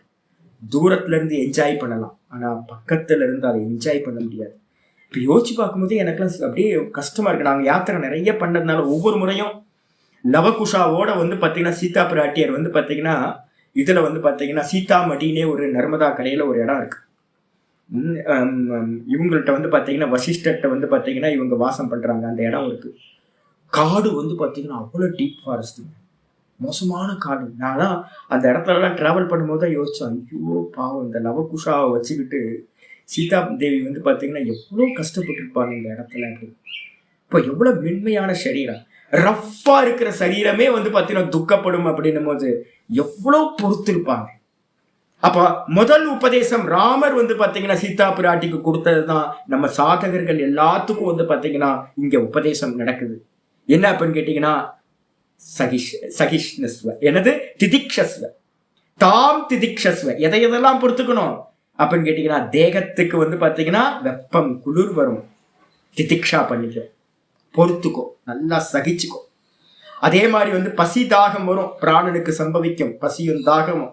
அதை வந்து பாத்தீங்கன்னா உபேக்ஷா பண்ணு, அதை வந்து ரொம்ப பெருசா எடுத்துக்கிட்டு துடிக்காது. அதுக்கப்புறம் வந்து பாத்தீங்கன்னா மான அப்பமானம். யாருக்கு மான அப்பமானம் வரல யோசிச்சு பாருங்க. ராமரை வந்து பாத்தீங்கன்னா செருப்பு மாலையை போட்டு சேலத்துல வந்து பெரியார் கோஷ்டிலாம் வந்து பாத்தீங்கன்னா செருப்பால அடிச்சுட்டு போச்சு. இது காட்டில வந்து ராமருக்கு ஏதாவது அப்பா அம்மா வந்துருக்குமா? கிருஷ்ணருக்கு வந்து பாத்தீங்கன்னா செமந்தக மணியை திருடிட்டாரு அப்படின்னு இந்த உலகத்தையே கிரியேட் பண்ண ஒரு பரமாத்மா வந்து பாத்தீங்கன்னா அல்பமா ஒரு செமந்தக மணியை திருடிட்டாரு அப்படின்னு வந்து பாத்தீங்கன்னா திருட்டு பட்டம் கட்டுச்சு இந்த உலகம். என்னெல்லாம் பண்ணுச்சு யோசிச்சு பாருங்க. பெரியவங்களே அவதார புருஷர்களே வந்து பாத்தீங்கன்னா எல்லா அபமானத்தையும் படுத்துச்சு அப்படின்னும் போது நீங்களும் நானும் வந்து பாத்தீங்கன்னா எம்மாத்திரம் யோசிச்சு பாருங்க. அப்ப அதனால என்ன பண்ணு அப்படின்னா மனசுக்கு வந்து பாத்தீங்கன்னா மானம் வரும். சில பேர் ஸ்துதி பண்ணுவாங்க, சில பேர் நிந்தா பண்ணுவாங்க. அப்போ என்ன பண்ண அதையும் வந்து என்ன பண்ணிட்டாங்க அப்படின்னு கேட்டீங்கன்னா பொறுத்துக்கொள். அதே மாதிரி வந்து பாத்தீங்கன்னா சுகம் வரும், துக்கம் வரும், இதையும் பொறுத்துக்கோ. முதல் ஸ்டெப் வந்து பாத்தீங்கன்னா தாம் திதிக்ஷஸ்வனா, அவைகளை பொறுத்து கொள்வாயாக அப்படின்னு முடிக்கும். பாஷ்யத்துக்கு வந்து ஆச்சாரியர் சொல்றாரு பாஷ்யத்துல மாத்ரான்றதுக்கு அர்த்தம் பக்கத்துல மாத்ராகான்னு விசர்க்கம் இருக்கணும். விசர்க்கம் பக்கத்துல பபல்ஸ் இருக்கிறதுனால லோபம் ஆயிடுச்சு. மாத்ரான்றதுக்கு அர்த்தம் ஆபிஹி மீயந்தே சப்தாதேக இது ஸ்ரோத்ராதீனி இந்திரியாணி. ஆச்சாரியர் சொல்றாரு இவைகள் வந்து பாத்தீங்கன்னா இவைகளால் சப்தம் முதலியவைகள் மீயந்தே அளக்கப்படுவதால், இவைகளால் ஆபிகினா இவைகளால் சப்தம் ரூபம் ரசம் கந்தம் ஸ்பர்ஷம் அப்படின்னு சொல்லக்கூடிய 5 புலன் விஷயங்கள் மீயந்தே மெஷர் பண்ணப்படுறதுனால, அளக்கப்படுறதுனால, அறியப்படுறதுனால காது கண்ணு ஸ்ரோத்ராதீனி இந்திரியாணி, காது கண்ணு மூக்கு வாய்க்கெல்லாம் ஒரு காமன் நேம் என்ன அப்படின்னா மாத்திரைகள் அப்படின்னு பேரு. மாத்திராஹா அடிச்சா ஏன் அப்படின்னு கேட்டா எல்லாத்தையும் மெஷர் பண்ணுது. மெஷர் பண்றதுக்கு பேர் மாத்திரான்னு பேர். அதுக்கப்புறம் மாத்திரானாம் ஸ்பர்ஷா, அந்த மாத்திரைகள் சொல்லக்கூடிய இந்திரியங்களுக்கு விஷயங்கள். எது விஷயங்கள்? சப்தாதிபி, சப்தம் ரூபம் ரசம் கந்தம்னு 5 ஆப்ஜெக்ட் விஷயங்கள் இருக்கு. அப்ப இந்திரியத்துக்கான விஷயங்கள், விஷயத்துக்கு என்ன பேர் அப்படின்னு கேட்டீங்கன்னா ஸ்பர்ஷாகான்னு பேர். இந்த 2 வந்து பாத்தீங்கன்னா சயோகாஹா. இந்த 2 எப்பவுமே எப்படிப்பட்டதா இருக்கும்? இணைஞ்சே இருக்கும். கண்ணை திறந்தாவே ஏதோ ஒரு காட்சி வந்துருது. காது திறந்து இருக்கிறதுனால சப்தங்கள் வந்துகிட்டே இருக்கு, சேர்ந்தே தான் இருக்கு. இந்திரியங்கள் வந்து பாத்தீங்கன்னா சதா காலமும் விஷயங்களோட சயோகா சேர்ந்து இருப்பவைகளாக இருக்கின்றன. தே சேர்ந்து இருக்கிறதுனால என்ன இருக்கு அப்படின்னா தே சீத உஷ்ண சுகதுக்கதாக. அப்ப இந்த இந்திரியங்கள் என்ன, இப்ப எனக்கு ஸ்வெட்டிங் ஆக ஆரம்பிச்சிருச்சு. வெளியில கிளைமேட் சில்லுன்னு இருக்கு, நல்ல கிளைமேட். இப்ப உங்களுக்கெல்லாம் பாடம் கேட்டுக்கிட்டு இருக்கீங்க, எனர்ஜி ஸ்பெண்ட் பண்ணல. அப்ப உங்களுக்கெல்லாம் வந்து பாத்தீங்கன்னா சில்லுன்னு இருக்கு, சுகமா இருக்கு. நீங்க எல்லாம் வந்து பாத்தீங்கன்னா சில்னஸ் இது பண்ணிட்டு இருப்பீங்க. எனக்கு இப்ப 10 நிமிஷம் 15 நிமிஷத்துக்குள்ளாரே வந்து பாத்தீங்கன்னா ஹீட் ப்ரொடியூஸ் ஆயிடுச்சு, உள்ள எல்லாம் ஸ்வெட்டிங் ஆயிருக்கு. அப்ப இது தெரியுதா அப்படின்னு கேட்டீங்கன்னா இந்த இந்திரியமும் இந்த சென்ஸ் ஆர்கன்ஸ், தோல் ஸ்கின் இருக்குல்ல, ஸ்கின்னும் வெளியில இருக்க கிளைமேட்டும் வந்து பாத்தீங்கன்னா சதா இணைஞ்சிருக்கு. நான் உங்கள்கிட்ட பேசிக்கிட்டு இருக்கும் போதே வந்து பாத்தீங்கன்னா இதோட அந்த சுக துக்கம் வந்து பாத்தீங்கன்னா எனக்கு வந்துகிட்டே இருக்கு. உங்களுக்கு சுகமா இருக்கு கிளைமேட்டு, எனக்கு வந்து பாத்தீங்க அப்படின்னா ஹீட் வந்து பாத்தீங்கன்னா எனக்கு துக்கமா இருக்கு. இது ரெண்டும் வந்து பாத்தீங்கன்னா தே சீதோஷ்ண சுக துக்கதாக இந்திரியங்களும் இந்திரிய விஷயங்களும் சேர்ந்திருப்பதால் அவைகள் என்ன பண்ணுதுன்னா சுகத்தையும் துக்கத்தையும் கொடுத்து கொண்டே இருக்கின்றன. சீதம் உஷ்ணம் சுகம் துக்கம் ச பிரயச்சந்தி. என்ன பண்ணுது அப்படின்னு கேட்டா இந்த இந்திரியம் விஷயங்களோட சம்பந்தப்படும் போதெல்லாம் சீத்தத்தையும் உஷ்ணத்தையும் சுகத்தையும் துக்கத்தையும் கொடுப்பவைகளாக இருக்கின்றன. நல்லா தெரியும். அதனால அதவா இன்னொரு எக்ஸாம்பிள், இன்னொன்னு ஒரு மீனிங் சொல்ற, அதே மீனிங் தான் வேற மீனிங். ஸ்பிருஷ்யந்தே இது ஸ்பர்ஷாக விஷயாக சொல்லிட்டார். டச் ஆகிறதுனால சம்பந்தப்படுவதால் விஷயங்களுக்கு பேர் என்ன பேருனா ஸ்பர்ஷங்கள்னு பேர். சம்பந்தப்படுறதுனால நான் சொன்ன டச் ஆகிறதுனால நான் சொல்லியிருக்கேன். அப்போ டைரக்டா வந்து பாத்தீங்கன்னா ஸ்பர்ஷங்கள் அப்படின்னு எடுத்துக்கிட்டீங்கன்னா சப்தாதிகன்னு சொல்லியாச்சு. ஆச்சரியர் யாருக்காவது டவுட் வரும், ஏன் சுவாமி விஷயங்களுக்கு போய் எதுக்கு சுவாமி வந்து ஸ்பர்ஷாகான்னு பேர் சொல்லியிருக்கேன் அப்படின்னா, ஸ்பர்ஷம் பண்றதுன்னு சொல்றோம்ல, தொட்டு பார்க்கறது. இவைகள் எல்லாம் விஷயங்கள் எல்லாம் என்ன பண்ணுது அப்படின்னா இந்திரியங்களோட சம்பந்தப்படுது, டச் ஆகுது. அதனால விஷயங்களுக்கு பஞ்ச விஷயங்களுக்கும் பேரு ஸ்பர்ஷாகான்னு பேர். எது? சப்தம் முதலியவைகள், சப்தாதய. மாத்திராகச்ச ஸ்பர்ஷாகச்ச, மாத்திரைகள் சொல்லக்கூடிய இந்திரியங்களும் புலன்களும் விஷயங்கள் சொல்லக்கூடிய ஸ்பர்ஷங்களும் என்ன பண்ணுதுன்னா சீத்த உஷ்ண சுக துக்கதாக, இவைகள் என்ன பண்ணுதுன்னா சீத்தத்தையும் உஷ்ணத்தையும் சுகத்தையும் துக்கத்தையும் கொடுக்கின்றன. அப்போ நல்லா தெரிஞ்சுங்க, இதான் பேஸ் வந்து பாத்தீங்கன்னா வச்சுக்கணும். என்ன என்ன வந்து பாத்தீங்க அப்படின்னா சுக துக்கத்தை கொடுக்கறது எது? தேகத்துக்கு வந்து எது? வெப்பம் குளிர்ச்சி. இங்க ஒண்ணுதான் சொல்லியிருக்கு. மற்ற கிரந்தத்துல இருந்து நம்ம என்ன பண்ணிக்கணும், சப்ஸ்டியூட் பண்ணி இங்க மீனிங் எடுத்துக்கணும். இந்த தேகத்துக்கு வெப்பம் குளிர், அதே மாதிரி வந்து பாத்தீங்கன்னா பிராணனுக்கு பசிதாகம். பசிதாகம் வந்து பாத்தீங்கன்னா வயிற்றுக்குன்னு சொல்றோம்ல, இல்ல அது பிராணனை சார்ந்தது. பிராணனுக்கு தான் பசி, பிராணனுக்கு தான் தாகம் எடுக்கிறது. அதே மாதிரி மூணாவது வந்து பாத்தீங்க அப்படின்னா மனசுக்கு தான் வந்து பாத்தீங்கன்னா சகிக்க முடியாது மானம் அபமானம். இந்த மூணும் 6 விஷயங்கள் ஆச்சு. இது மூலமா இந்த மனசுக்கு என்ன சம்பவிக்குது அப்படின்னு கேட்டீங்கன்னா சுகமும் துக்கமும் மாறி மாறி சம்பவிக்குது. இந்த சுக துக்கத்தை அனுபவம் பண்ணக்கூடியது எது அப்படின்னா மனசுதான் சுகத்தையும் துக்கத்தையும் அனுபவிக்கக்கூடிய ஆள், பெர்சன். அப்ப இந்த மனசுக்கு சதா காலமும் இந்திரியங்களோட விஷயங்களோட சம்பந்தத்தினால சுகமும் துக்கமும் வந்துகிட்டே இருக்கு. இது நான் ஸ்டாப்பா பிறந்ததுல இருந்து சாகர வரைக்கும் இது நடந்துகிட்டே இருக்கு. அது மட்டும் இல்ல, சீதம் கதாச்சித்து சுகம். இந்த குளிர்ச்சின்னு சொல்றது சில சமயம் வந்து பாத்தீங்க அப்படின்னா சுகத்தை தரதா இருக்கு. ரொம்ப வெயில் காலத்துல இந்த சீத்தம் சொல்லக்கூடிய குளிர்ச்சி வந்து ஏசிய போட்டா ஆனந்தமா இருக்கு, சில்லுன்னு தண்ணி எடுத்து மேல ஊத்தணும்னா ஆனந்தமா இருக்கு. அதே நேரத்துல கதாச்சித்து துக்கம். சில சமயம் வந்து பாத்தீங்கன்னா அதே குளிர்ச்சி இந்த டிசம்பர் மாசம் ஜனவரி மாசத்துல என்ன பண்ணுது, துக்கத்தை கொடுக்குது. அப்போ ஒரே குளிர்ச்சி தான், சில்னஸ் தான். ஆனா அந்த சில்னஸ் வந்து பாத்தீங்கன்னா ஒரு காலத்துல சுகம் வெயில் காலத்துல, அதே நேரத்துல குளிர்காலத்துல வந்து பாத்தீங்கன்னா துக்கம் கொடுக்கறதா இருக்கு. தாத்தா அது போலவே வெப்பமும் கூட உஷ்ணமும் கூட என்ன பண்ணுதுன்னா அநியத ரூபம் சுகதுக்கே. இந்த உஷ்ணமும் கூட என்ன பண்ணுது, சில சமயம் இப்ப வந்து பாத்தீங்கன்னா உஷ்ணம் நல்லா இருக்கு, அதே நேரத்துல வெயில் காலத்துல உஷ்ணம் துக்கத்தை கொடுக்கறதா இருக்கு. அப்போ இந்த ரெண்டுமே என்னன்னு கேட்டீங்கன்னா நியத்த ரூபம்னா என்ன அர்த்தம், நிச்சயமான ஒரே ஃபார்முக்கு பேரு நியத்தம்னு பேரு. ஆனா இந்த ரெண்டுமே வந்து பாத்தீங்கன்னா அநியத்த ரூபம். நான் இப்ப கேட்கிறேன், இந்த உஷ்ணம் வந்து பாத்தீங்கன்னா சுகமா துக்கமானு கேட்டா என்ன சொல்லுவீங்க? இந்த உஷ்ணம் சில்னஸ் வந்து பாத்தீங்க அப்படின்னா சீத்தம் வந்து பாத்தீங்கன்னா சுகமா துக்கமானு கேட்டா நம்ம என்ன சொல்லுவோம்? சொல்ல முடியாது, டிஃபைன் பண்ண முடியாது. உஷ்ணமானது சுகம் என்றோ துக்கம் என்றோ டிஃபைன் பண்ண முடியாது. அதே மாதிரி சீத்தம் வந்து பாத்தீங்கன்னா சுகம் என்றோ துக்கம் என்றோ நம்மளால டிஃபைன் பண்ண முடியாது. ஏன்னா இந்த ரெண்டுமே அநியத்த ரூபம். அநியத்தம் அப்படின்னா நிச்சயம் இல்லாதவைகள். அதனால என்னன்னு கேட்டீங்கன்னா சுகதுக்கத்துல வந்து பாத்தீங்கன்னா நிச்சயம் இல்லாதவைகளா இருந்துகிட்டு புனக நியத ரூபே எதோ ந வியபிச்சரத்தக. அது என்ன பண்ணுது அப்படின்னு கேட்டீங்கன்னா நியத்த ரூபே எதோ ந வியபிச்சரத்தக. இந்த ரெண்டுத்துக்கும் ஒரே ஒரு நிச்சயம் இருக்கு. சுகம் துக்கம், இந்த உஷ்ணமும் வெப்பமும் என்று பாத்தீங்கன்னா அநியத்த ரூபம். நிச்சயம் இல்லாதவைகள். ஆனா இந்த ரெண்டும் ஒரு நிச்சயமான விஷயத்தை கொடுக்கக்கூடியது. எதுனா எதோன வியபிச்சரத்தக அத்தக தாபியாம் பிரதக்கு சீதோஷ்ணயோகோ கிரகணம். இந்த ரெண்டுமே பாத்தீங்கன்னா சுகதுக்கே புனகநியத்த ரூபே, சுகத்தையும் துக்கத்தையும் கொடுத்துக்கிட்டே இருக்கு. அது நிச்சயம். வெப்பம் சுகமா குளிர்ச்சியா தெரியாது, அது மாறிக்கிட்டு இருக்கு. சீத்தம்னு சொல்லக்கூடிய குளிர்ச்சியும் சுகமா துக்கமான்னு சொல்ல முடியாம மாறிக்கிட்டே இருக்கு. ஆனா இந்த ரெண்டும் பாத்தீங்கன்னா சுகதுக்கத்தை கொடுக்குதுன்ற விஷயத்துல சேஞ்ச் இல்லை. சதா காலமும் ஒண்ணு மாறி சுகதுக்கத்தை கொடுத்துக்கிட்டே இருக்கு. அதுல பாத்தீங்கன்னா ந வெபிச்சரத்தக, இவைகள் மாறுபடுவதில்லை.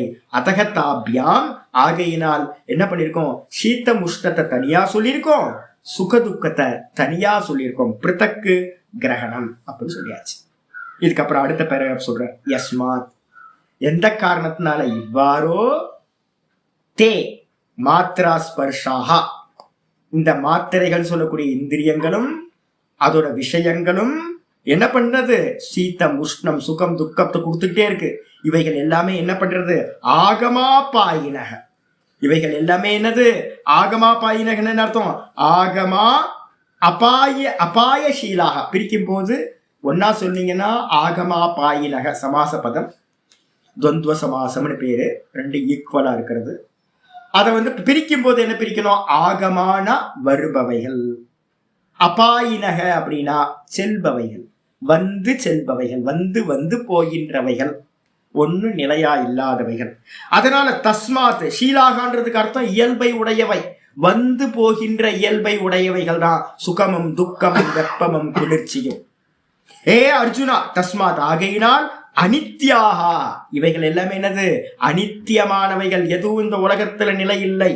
அதனால அத்தக ஆகையினால், தான் சீதோஷ்ணாதீன், தான் அப்படின்னா அவைகளை, சீத்தம் உஷ்ணம் அதே மாதிரி சுகம் துக்கம் இவைகளை என்ன பண்ணு, திதிக்ஷஸ்வ, திதிக்ஷா பண்ணிக்கோ. திதிக்ஷான்றது பாத்தீங்கன்னா முக்கியமான குவாலிட்டியா பாத்தீங்கன்னா சாதன சதுஷ்டயத்தை சொல்றோம். சமம் தமம் உபரதி திதிக்ஷா ஸ்ரத்தா சமாதானம் அப்படின்னு சமாதி ஷட்க சம்பத்தின்னு 3வது குவாலிட்டி. விவேகம், வைராக்கியம், சமாதி ஷட்க சம்பத்தி, முமுக்ஷுத்வம்னு சாதன சதுஷ்டயம் 4. இந்த 4ல பாத்தீங்கன்னா சமாதி ஷட்க சம்பத்தியில இருக்கக்கூடிய சமம் தமம் உபரதி திதிக்ஷா 4வது குவாலிட்டியா திதிக்ஷைய சொல்லியிருக்கு. அதை தான் இங்க ஆச்சாரியார் சொல்றார். திதிக்ஷஸ்வ, இதை எல்லாத்தையும் பொறுத்து கொள்வாயாக, சகிச்சு கொள்வாயாக அப்படின்னு சொல்றார். அதனால என்னன்னு கேட்டீங்கன்னா பிரசகஸ்வ, திதிக்ஷஸ்வன்றதுக்கு அர்த்தம் பிரசகஸ்வன்னு அர்த்தம் நன்றாக சகிச்சுக்கோன்னு அர்த்தம். தேஷு ஹர்ஷம் விஷாதம் ச மா கார்ஷிகி இத்தியர்த்தக. என்ன சொல்ல வரீங்க அப்படின்னா, அவைகள் சம்பவிக்கும் போது சீத்தமோ உஷ்ணமோ சுகமோ துக்கமோ இந்த உடம்புக்கு மனசுக்கு பிராணனுக்கு எல்லாத்துக்கும் சம்பவிக்கும். இவைகள் சம்பவிக்கும் போது என்ன பண்ண அப்படின்னா, சுகம் கிடைக்கும் போது துள்ளி குதிக்காத. ஹர்ஷம்ன்றதுக்கு அர்த்தம் புலங்காகிதம் நம்ம சொல்லுவோம் தமிழ்ல. ஹர்ஷம்ன்றதுக்கு அர்த்தம் கூஸ்பம்ஸ், இந்த மயிர்கூச்செறிதல் சொல்லுவோம்ல. ஏதாவது எனக்கு கிடைக்குது அப்படின்னா ஐயோ சந்தோஷம் தாங்க முடியல, எங்கேயாவது போய் சொல்லணும், யார்ட்டையாவது போய் சொல்லணும், குதிக்காது. அதே நேரத்தில் துக்கம் வரும்போது ஐயோ எனக்கு இப்படி ஆயிடுச்சே அப்படின்னு துவண்டு போகாத. அதை ரெண்டுத்தையும் சொல்றாரு. ஹர்ஷம் அப்படின்றதுக்கு அர்த்தம் மகிழ்ச்சி அடையாதே, அதே நேரத்துல விஷாதம்ன்றதுக்கு அர்த்தம் துயரப்படாதே. இந்த ரெண்டுத்தையும் படாம என்ன பண்ணு, மா கார்ஷிக்கு செய்யாத. அப்ப என்ன பண்ணா, அப்படியே பாத்தீங்கன்னா அக்செப்ட் பண்ணி திதிக்ஷை. இந்த கேள்வி வரும்போது பாத்தீங்கன்னா ஆச்சாரியார் பாத்தீங்கன்னா இதை நம்ம என்ன பண்ணணும், மற்ற கிரந்தங்கள்ல இருந்து எடுக்கணும். இந்த திதிக்ஷான்றதுக்கு அர்த்தம் பாத்தீங்கன்னா லட்சணம் தத்துவபோதத்துல சொல்லும் போதே சொல்லுது. சீதோஷ்ண சுக துக்காதி சகிஷ்ணுத்வம் அப்படின்னு லட்சணம். திதிக்ஷானா என்னப்பா அப்படின்னா, திதிக்ஷாகா தத்துவபோதத்துல கேட்கும் போதே பாத்தீங்கன்னா திதிக்ஷாகா, திதிக்ஷை என்றால் என்ன அப்படின்னு கேட்டோட ஆச்சாரியார் பாஷை சொல்றார். சீதோஷ்ண சுக துக்காதி சகிஷ்ணுத்வம், சீதம் உஷ்ணம் சுகம் துக்கம் முதலியவைகளில், முதலியவைகள் என்ன அர்த்தம், பசி தாகம், அதே மாதிரி பாத்தீங்கன்னா மானம் அபமானம், அதே மாதிரி இது எல்லாத்தையும் சுக துக்கம் மொத்தம் 8 ஐட்டம் சொல்றோம். இது எல்லாத்தையும் என்ன பண்ண அப்படின்னா சகிச்சுக்கிறதுக்கு பேர் தான் திதிக்ஷை அப்படின்ற. இது தத்துவபோதத்தை லட்சணம். அதே நேரத்தில் விவேக சூடாமணியில சொல்லும்போது ரொம்ப கிளாரிட்டி சொல்லியிருக்காரு ஆச்சாரியா சொல்லும்போது. விவேக சூடாமணியில என்ன பண்றாருன்னு கேட்டீங்கன்னா, ஸ்லோகம் 24வது ஸ்லோகம் விவேக சூடாமணின்னு எழுதிட்டீங்கன்னா நல்லா இருக்கும். சகனம் சர்வ துக்கானாம் ஹானிரஸ்ய அப்ரதீகார பூர்வகம். சகனம் சர்வ துக்கானாம் அப்ரதீகார பூர்வகம் சிந்தா விலாபரஹிதம் சா திதிக்ஷா நிகத்யதே. அருமையான ஸ்லோகம் சொல்றாரு. சகனம் சர்வ துக்கானாம், எல்லா துக்கங்களையும் என்ன பண்ணு, சகிச்சு கொள்வாயாக. சகனம் பண்ணிக்க, சகிக்கிறது. கூடவே பாத்தீங்கன்னா அப்பிரதீகார பூர்வகம். அப்பிரதீகாரம்னா முமுட்சுக்களுக்கு என்ன சொல்லியிருக்க அப்படின்னா, லௌகிகத்துல இருக்கிறோம் அப்படின்னா வேறங்க. லௌகிகத்துல பாத்தீங்கன்னா வெப்பமா இருக்கு, ஒரு ஏசியை வாங்கி போட்டுக்கலாம். பணம் இருக்கு, ஒரு 1 டன் 2 டன் ஏசியை வாங்கி போட்டு அழகா பாத்தீங்கன்னா கிளைமேட்டை அட்ஜஸ்ட் பண்ணிக்கலாம். அதே நேரத்தில் பார்த்தீங்கன்னா பணம் இருக்கு, அதுக்காக என்ன பண்ணலான்னா வெயில் காலத்தில் ரூம் ஹீட்டர்னு இருக்கு, அந்த ரூம் ஹீட்டரை வச்சுக்கிட்டோம் அப்படின்னா ஹீட் ஆகிடும். பசிக்குது, சாப்பிட்டுக்கலாம். தாகமாக இருக்கு, ஃப்ரிட்ஜில் இருக்கிற கூல் வாட்டர் எடுத்து குடிச்சுக்கலாம், ஜூஸ் எடுத்து குடிச்சுக்கலாம். அப்போ யாராவது பார்த்தீங்கன்னா அபமானப்படுத்துறாங்க, அங்கேருந்து நம்ம மூவ் ஆயிடலாம். யாரெல்லாம் பார்த்தீங்கன்னா நம்மளை ஸ்துதி பண்ணுறாங்க, நமக்கு அனுகூலமாக பேசுகிறாங்களோ அங்கே பக்கத்தில் இருக்கலாம், ஃப்ரெண்ட்ஷிப்பாக வச்சுக்கலாம். அப்போ இது மாதிரி பார்த்தீங்கன்னா நம்ம பார்த்தீங்கன்னா சுகதுக்கத்துக்கு பார்த்தீங்கன்னா எதெல்லாம் காரணமாக இருக்கோ அதெல்லாம், சுகத்துக்கு காரணமாக இருக்கிறதெல்லாம் ஸ்வீகாரம் பண்ணலாம், துக்கத்துக்கு காரணமாக இருக்கிறதெல்லாம் விளக்கலாம். ஆனால் பார்த்தீங்கன்னா முமுட்சுக்கு பார்த்தீங்கன்னா என்ன சொல்லியிருக்கு அப்படின்னு கேட்டிங்கன்னா, இந்த ஜீவனம் என்ன அப்படின்னு கேட்டிங்கன்னா ரியாக்ஷன் மட்டும்தாங்க ஜீவனம். பிறந்ததுலேருந்து நம்ம என்ன பண்ணுறோம்னு யோசிச்சு பாருங்க, எல்லாம் ரியாக்ட் பண்ணிக்கிட்டே இருக்கோம். இந்த ரியாக்ஷன் நடக்கும் போது பார்த்தீங்கன்னா இந்த உடம்புக்கு நடக்க நடக்க நடக்க நம்ம ரியாக்ட் பண்ணிக்கிட்டே இருக்கோம். அந்த ரியாக்ஷனுக்கு பேர் தான் என்ன பேரு, கர்மான்னு பேர். வேற எதுவும் இல்லை. சுகதுக்கத்தை பார்த்தீங்கன்னா சுகத்தை அடையிறதுக்காகவும் துக்கத்தை நீக்கிறதுக்காகவும் நம்ம ரியாக்ட் பண்றோம். அந்த ரியாக்ஷன் தான் என்னது, இந்த உலகத்துல இருக்கிற எல்லா கர்மாக்களும். இது ரொம்ப முக்கியமான டெபினிஷன். கர்மம் ஏன் சம்பவிக்குது அப்படின்னு யாராவது கேட்டாங்க அப்படின்னா, சுகத்தை அடையறதுக்காக கர்மம், துக்கத்தை நீக்கிக்கிறதுக்காக கர்மம். சுகம் துக்கம் எப்படி கிடைக்குது, இப்படிதான் கிடைக்குது. சீத்த உஷ்ணம், பசி தாகம், அதுக்கப்புறம் பார்த்தீங்கன்னா மானம் அபமானம். இந்த மொத்தம் 6 பார்த்தீங்க அப்படின்னா சம்பவிக்கிறதுனால சுக துக்கம் கிடைக்குது. அந்த சுக துக்கத்தை நம்ம சுகத்தை அடைகிறதுக்காக கர்மா பண்றோம், துக்கத்தை நீக்கிறதுக்காக கர்மா பண்றோம். அதுக்கப்புறம் இந்த சீத்த உஷ்ணம் இதெல்லாம், இந்த துவந்துவங்கள்லாம் எப்படி கிடைக்குது அப்படின்னா, இந்திரியங்களும் இந்திரியத்தோட விஷயங்களும் கனெக்ட் ஆகுறதுனால நமக்கு என்னது, இதெல்லாம் சம்பவிக்குது. அப்ப இந்திரியங்கள் இந்திரிய விஷயங்களோட சம்பந்தப்படும் போது சீத்தம் உஷ்ணம் பசிதாகம், அதுக்கப்புறம் பார்த்தீங்கன்னா மானம் அபமானம், இது சம்பவிக்குது. இது மூலமா சுகம் சம்பவிக்குது, துக்கம் சம்பவிக்குது. சுகத்தை அடைகிறதுக்காக கர்மா பண்றோம், துக்கத்தை நீக்கிறதுக்காக கர்மா பண்றோம். அந்த சுக துக்கத்தை அடைகிறதுக்காக அந்த கர்மம் பண்றதுனால அந்த கர்மம் புண்ணிய பாப்பம் ஆகுது. அந்த புண்ணிய பாப்பம் ஜென்மங்களை கொடுத்துக்கிட்டே இருக்கு. அப்புறம் எல்லாம் தெரிஞ்சுங்க.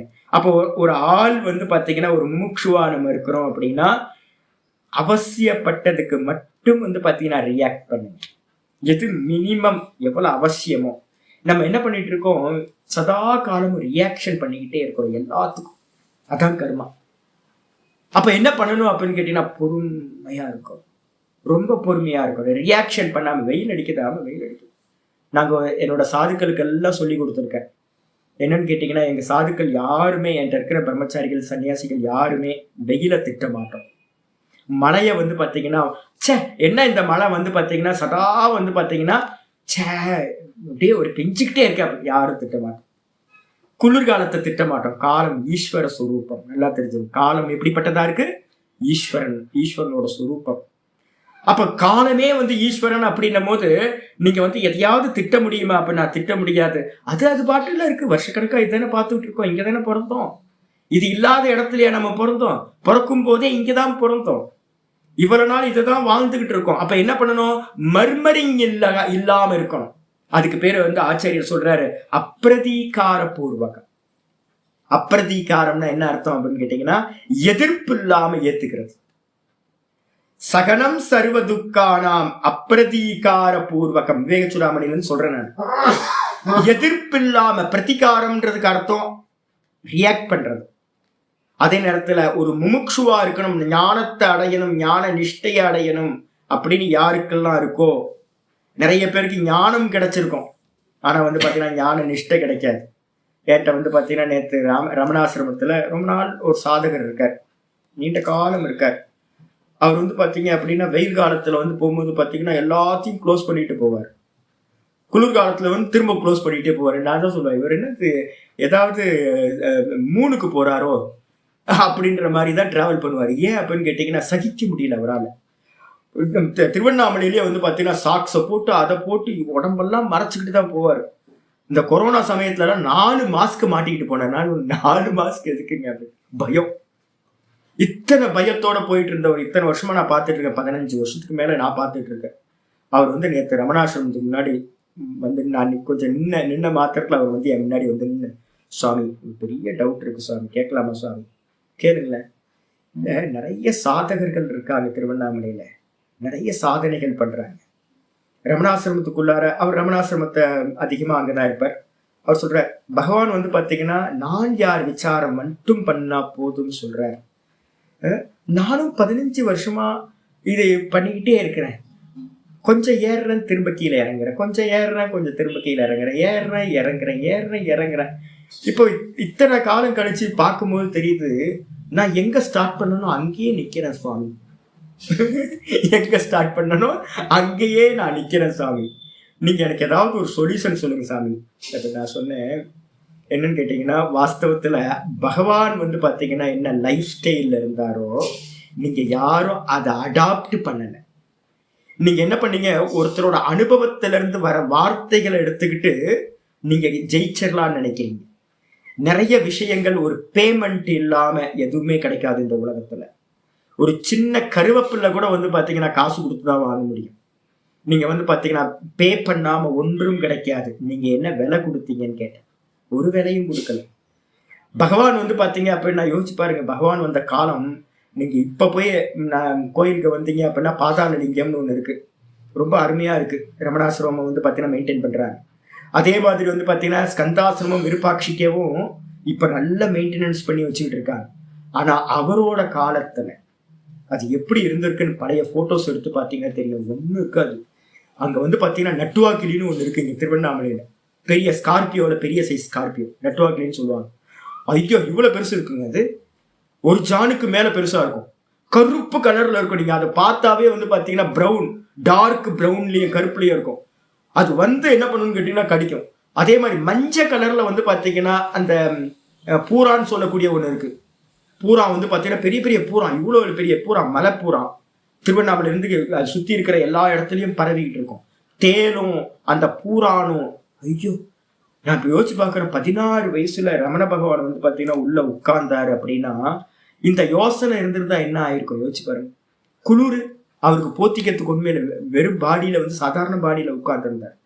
அப்ப என்ன அர்த்தம் கேட்டீங்கன்னா, பசிச்சிருக்குமா? கண்டிப்பா பசிச்சிருக்கும். தாகம் எடுத்திருக்குமா? கண்டிப்பா தாகம் எடுத்திருக்கும். அதுக்கப்புறம் வந்து பாத்தீங்கன்னா வலி இருந்திருக்குமா? வலி இருந்திருக்கும். கடிக்கும், எதையாவது கடிக்கதான் செய்யும், எல்லாம் வரும், கொசு கடிக்கும் கண்டிப்பா. எல்லாத்தையும் சகிச்சுக்கிட்டு ஒருத்தர் உட்கார்ந்து இருந்தாதான் நிஷ்டைய பிராப்தி பண்ண முடியும். ஆனா இவங்க இப்ப என்ன பண்றாங்கன்னு கேட்டீங்கன்னா, சாதகர்கள் அந்த பொறுமையை வந்து சகிக்கிறத விட்டுட்டு நம்ம ரியாக்ட் பண்ணிக்கிட்டே இருக்கோம். ரியாக்ட் பண்றது வந்து பாத்தீங்கன்னா போயிட்டே இருக்கு, காலத்துக்கு ஏற்ற மாதிரி ரியாக்ட் பண்ணிட்டே இருக்கோம். நம்ம எங்க ஆரம்பிச்சோமோ அங்கேயே நம்ம நின்றுட்டு இருக்கோம். நம்மளுடைய கவனம் எல்லாமே பாடி மைண்ட்லயே இருக்கு. ரியாக்ஷன் எங்க நடக்குது? பாடியில இருந்து சுக துக்கம் வருது, அதை கியூர் பண்ணிக்கிட்டே இருக்கிறோம். கான்சென்ட்ரேஷன் ஃபுல்லா பாடி மைண்ட்லயே இருக்கு, வெளியிலயே இருக்கு, எக்ஸ்டர்னலா இருக்கு. அப்ப உள்ளுக்குள்ளார நான் இருக்கிற நான் சுத்தமான நானை பார்க்க முடியாது. அப்ப சுத்தமான நான் எங்க இருக்கு அப்படின்னா ஹிருதயத்துல இருக்கு. அது வந்து பாத்தீங்கன்னா ஸ்தூல தேகத்துக்கும் சூக்ஷ்ம தேகத்துக்கும் வேறா இருக்கு. அப்ப அந்த ஸ்தூல தேகத்துக்கும் சூக்ஷ்ம தேகத்துக்கும் வேறா இருக்கிற இந்த ஆத்ம தத்துவத்தை அறியறதுக்கு, நானை அறியறதுக்கு நம்ம என்ன பண்ணணும், இந்த ஸ்தூல தேகத்தையும் சூக்ஷ்ம தேகத்தையும் அவுட் ஆஃப் போக்கஸ் பண்றதுதான் முக்கியமானது. அவுட் ஆஃப் போக்கஸ் பண்றது முடியுமா? முடியாது. அப்ப என்னன்னா முதல் ஸ்டெப் என்ன பண்ணுங்கன்னா, என்ன வந்தாலும் சகிச்சுக்கிறது. அப்படியே வந்து பாத்தீங்கன்னா என்ன கசப்பு வந்தாலும் அதை அப்படியே முழுங்கறதுக்கு கத்துக்கணும். சகிப்புத்தன்மை. லாபம் வரும், நஷ்டம் வரும், மானம் வரும், அப்பமானம் வரும், சுகம் வரும், துக்கம் வரும், பசி வரும், தாகம் வரும், வலி வரும். எத்தனையோ வழிகள் வந்து வந்து போயிடுச்சு. இப்ப எனக்கெல்லாம் வந்து பாத்தீங்க அப்படின்னா யாராவது சொல்லுவாங்க, சாமி இது இருக்கே அது இருக்கே. ஆமா, அதுதான் உடன்புறந்தானாச்சு. என்கிட்ட இருக்கிறது எல்லாம் உடன்புறந்தான். இந்த த்ரோட் பெயின் உடன்புறந்தான், ஜலதோஷம் உடன்புறந்தான், தலைவலி உடன்புறந்தான், எல்லாம் உடன்புறந்தான் கூடயே இருக்கிறது. அதே மாதிரி இந்த சுகர் ஆயிடுச்சு, 8-10 வருஷம் ஆயிடுச்சு, அதோடய கொடுத்தன்னு நடத்திக்கிட்டு இருக்கேன். இப்ப என்ன ஆகி போச்சுன்னு கேட்டீங்கன்னா, எதுக்காக மறுமரிங் பண்ணணும்? அப்ப ரெண்டாவது ஃபர்ஸ்ட் ஸ்டெப் என்ன பண்ணணும்? சகிக்கணும். ரெண்டாவது ஸ்டெப் வந்து பாத்தீங்கன்னா ரியாக்ட் பண்ணாம சகிக்கணும். அதுக்கப்புறம் மூணாவது லட்சணம் சொல்றாரு, சிந்தா விலாப ரகிதம். எப்படி இருக்கணும்னா உள்ளுக்குள்ள புலம்பல் இருக்கக்கூடாது. ஐயோ எனக்கு இப்படி ஆயிப்போச்சு தலையா அடிச்சுக்கிறது. எது வந்தாலும் என் கர்மான்னு அடிச்சுக்கிட்டு ஐயோ அப்படின்னு சிந்தான்றதுக்கு அர்த்தம் அதை குறிச்சு ரொம்ப கவலையோட இருக்கிறது. கவலை கொள்ளாமல் இருக்கணும். வரிஞ்சு போகுஞ்சு, எதா இருந்தாலும் வரும் போகும், ஒன்றும் பிரச்சனை இல்லை, எல்லாம் பாஸ் ஆகிட்டே இருக்கும். அதனால வந்து பாத்தீங்கன்னா சிந்தனைக்குள்ளார வந்து பாத்தீங்கன்னா அதை குறிச்சு ரொம்ப ஒரி பண்ணாம தூக்கி போட்டு அடுத்த காரியத்தை பண்ணிக்கிட்டே இருக்கணும். வரும் போகும். பிறந்ததுல இருந்து இதான் பார்த்துக்கிட்டு இருக்கோம். இதை குறிச்சு எதுக்காக வருத்தப்பட்டுக்கிட்டே இருக்கிறது? தூக்கி எல்லாத்தையும் போட்டுக்கிட்டு என்ன பண்ண, மறுமரிங் இல்லாம இருக்கிறோம். மறுமரிங்னா என்ன அர்த்தம்? புலம்பல் இல்லாம இருக்கிறது. நம்ம என்ன பண்ணுவோம்? சகிப்புத்தன்மை இருக்கா அப்படின்னு கேட்டீங்கன்னா எல்லாத்துட்டையும் சகிப்புத்தன்மை இருக்கு, வேற வழி இல்லாம. ஹாஸ்பிட்டல்ல படுத்துட்டோம், டாக்டர் மருந்து கொடுத்தாரு, இருந்தாலும் கூட வந்து பாத்தீங்கன்னா வலி தீரல, சகிச்சுக்கிறோமா? ஆமா சகிச்சுக்கிறோம். சில இடத்துல போய் மாட்டிக்கிறோம், மாட்டினதுக்கு பிறகு வந்து பாத்தீங்கன்னா வெப்பமும் குளிரும் வருது, சகிச்சுக்கிறோமா? சகிச்சுக்கிறோம். ஆனா வந்து பாத்தீங்கன்னா என்னன்னு கேட்டீங்கன்னா உள்ளுக்குள்ளார புலம்பல் இருக்கும். அத வெளியில வந்து ஒய்ஃப் இருந்துச்சுன்னா, நான் அப்பவே சொன்னேன் நீ கேட்டியா அப்படின்னு ஹஸ்பண்ட் என்ன பண்ணுவார், ஒய்ஃபை போட்டு டம்னு அடிப்பார், இல்லைன்னா குழந்தைங்களை போட்டு இது பண்ணுவார், பனிஷ் பண்ணுவார். ஒருத்தருக்கு ஒருத்தர் வந்து பாத்தீங்கன்னா அந்த திட்டுறது இது பண்றதெல்லாம் நம்ம பண்றோம். வாஸ்தவத்தை என்ன பண்ணக்கூடாது அப்படின்னா, எதிர்ப்புணர்ச்சி காட்டாமல் சித்தத்துல வந்து புலம்பல் இல்லாம இப்படிதான் நடக்கும். அனாதி காலமா எல்லா ஜீவராசிகளுக்கும் வெப்பமும் குளிரும் வந்து போயிட்டே இருக்கு. ராமர்ல இருந்து வந்து பாத்தீங்கன்னா சீதா பிராட்டில இருந்து காட்டுல அனுபவிச்சிருக்காங்க. மகாபாரதத்துல நல்லா வந்து பஞ்சபாண்டவர்கள் தேவபுத்திரர்கள் அவங்க எல்லாரும் இதை அனுபவிச்சிருக்காங்க. எனக்கு புதுசா ஒன்னும் நடக்காது, நல்லா தெரிஞ்சுங்க. எனக்கு ஒரு கன்றாவதியும் புதுசா நடக்க போறது இல்லை. நம்மளோட ஜீவனத்திலே எல்லாத்தையும் நம்ம பார்த்துருக்கோம். அப்ப என்ன பண்ணணும்? ஒரு சாதகனா அவங்களோட அனுபவத்தை உபயோகப்படுத்தணும். என்னன்னு கேட்டீங்கன்னா எதை குறிச்சும் கவலை கொள்ளக்கூடாது. அப்படிதான் இருக்கும். வெரி சிம்பிளா ஒரே ஒரு வார்த்தை போதும். அப்படிதான் இருக்கும். லோகம் அப்படிதான் இருக்கும், இந்த தேகம் அப்படிதான் இருக்கும், இந்த சுகதுக்கம் அப்படிதான் இருக்கும். வரும் தேகம்னு ஒண்ணு இருந்தா இதெல்லாம் வரும், சம்பவிக்கும். லோகம்னு ஒண்ணு இருந்தா இப்படிதான் இருக்கும். இதை ஃபர்ஸ்ட் எடுத்தோன்னா உள்ளுக்குள்ளார கொண்டு வந்து மனசை வந்து சமாதானப்படுத்துறது. ஏன்னா இந்த மனசு சகிப்புத்தன்மை இல்லை அப்படின்னா என்ன பண்ணணும்னு கேட்டீங்கன்னா சதா வெளியிலேயே டிராவல் பண்ணிக்கிட்டு இருக்கு. இது எப்ப சமாதானத்தை அடையுதோ அப்ப என்ன, சமம் தமம் உப்பரது திதிக்ஷா ஸ்ரத்தா சமாதானம். இந்த திதிக்ஷை இருக்கிறவனுக்கு மெதுவா என்ன ஆகும்னு கேட்டீங்கன்னா மனசு சமநிலை ரொம்ப ஈஸியா பிராப்தியாகும். மனசு சமநிலையை அடைஞ்சதுன்னா உள்ள இருக்கிற ஆத்ம தத்துவத்தை நம்ம வந்து பாத்தீங்கன்னா இருக்கிற மாதிரி பார்க்க முடியும். அப்ப அதனால என்னன்னு கேட்டீங்கன்னா முதல் சாதனம் திதிக்ஷஸ்வ, இதான் முக்கியம். தான் திதிக்ஷஸ்வ, அவைகளை பொறுத்து கொள்வாயாக அப்படின்னு வந்து பாத்தீங்கன்னா ஆச்சாரியார் சொல்றார். இதை வந்து பாத்தீங்கன்னா கீதால வந்து பாத்தீங்கன்னா 13:9 பக்கத்துல ரெஃபரன்ஸ்லாம் எழுதிங்க, நீங்க எடுத்து பார்த்துக்கலாம்.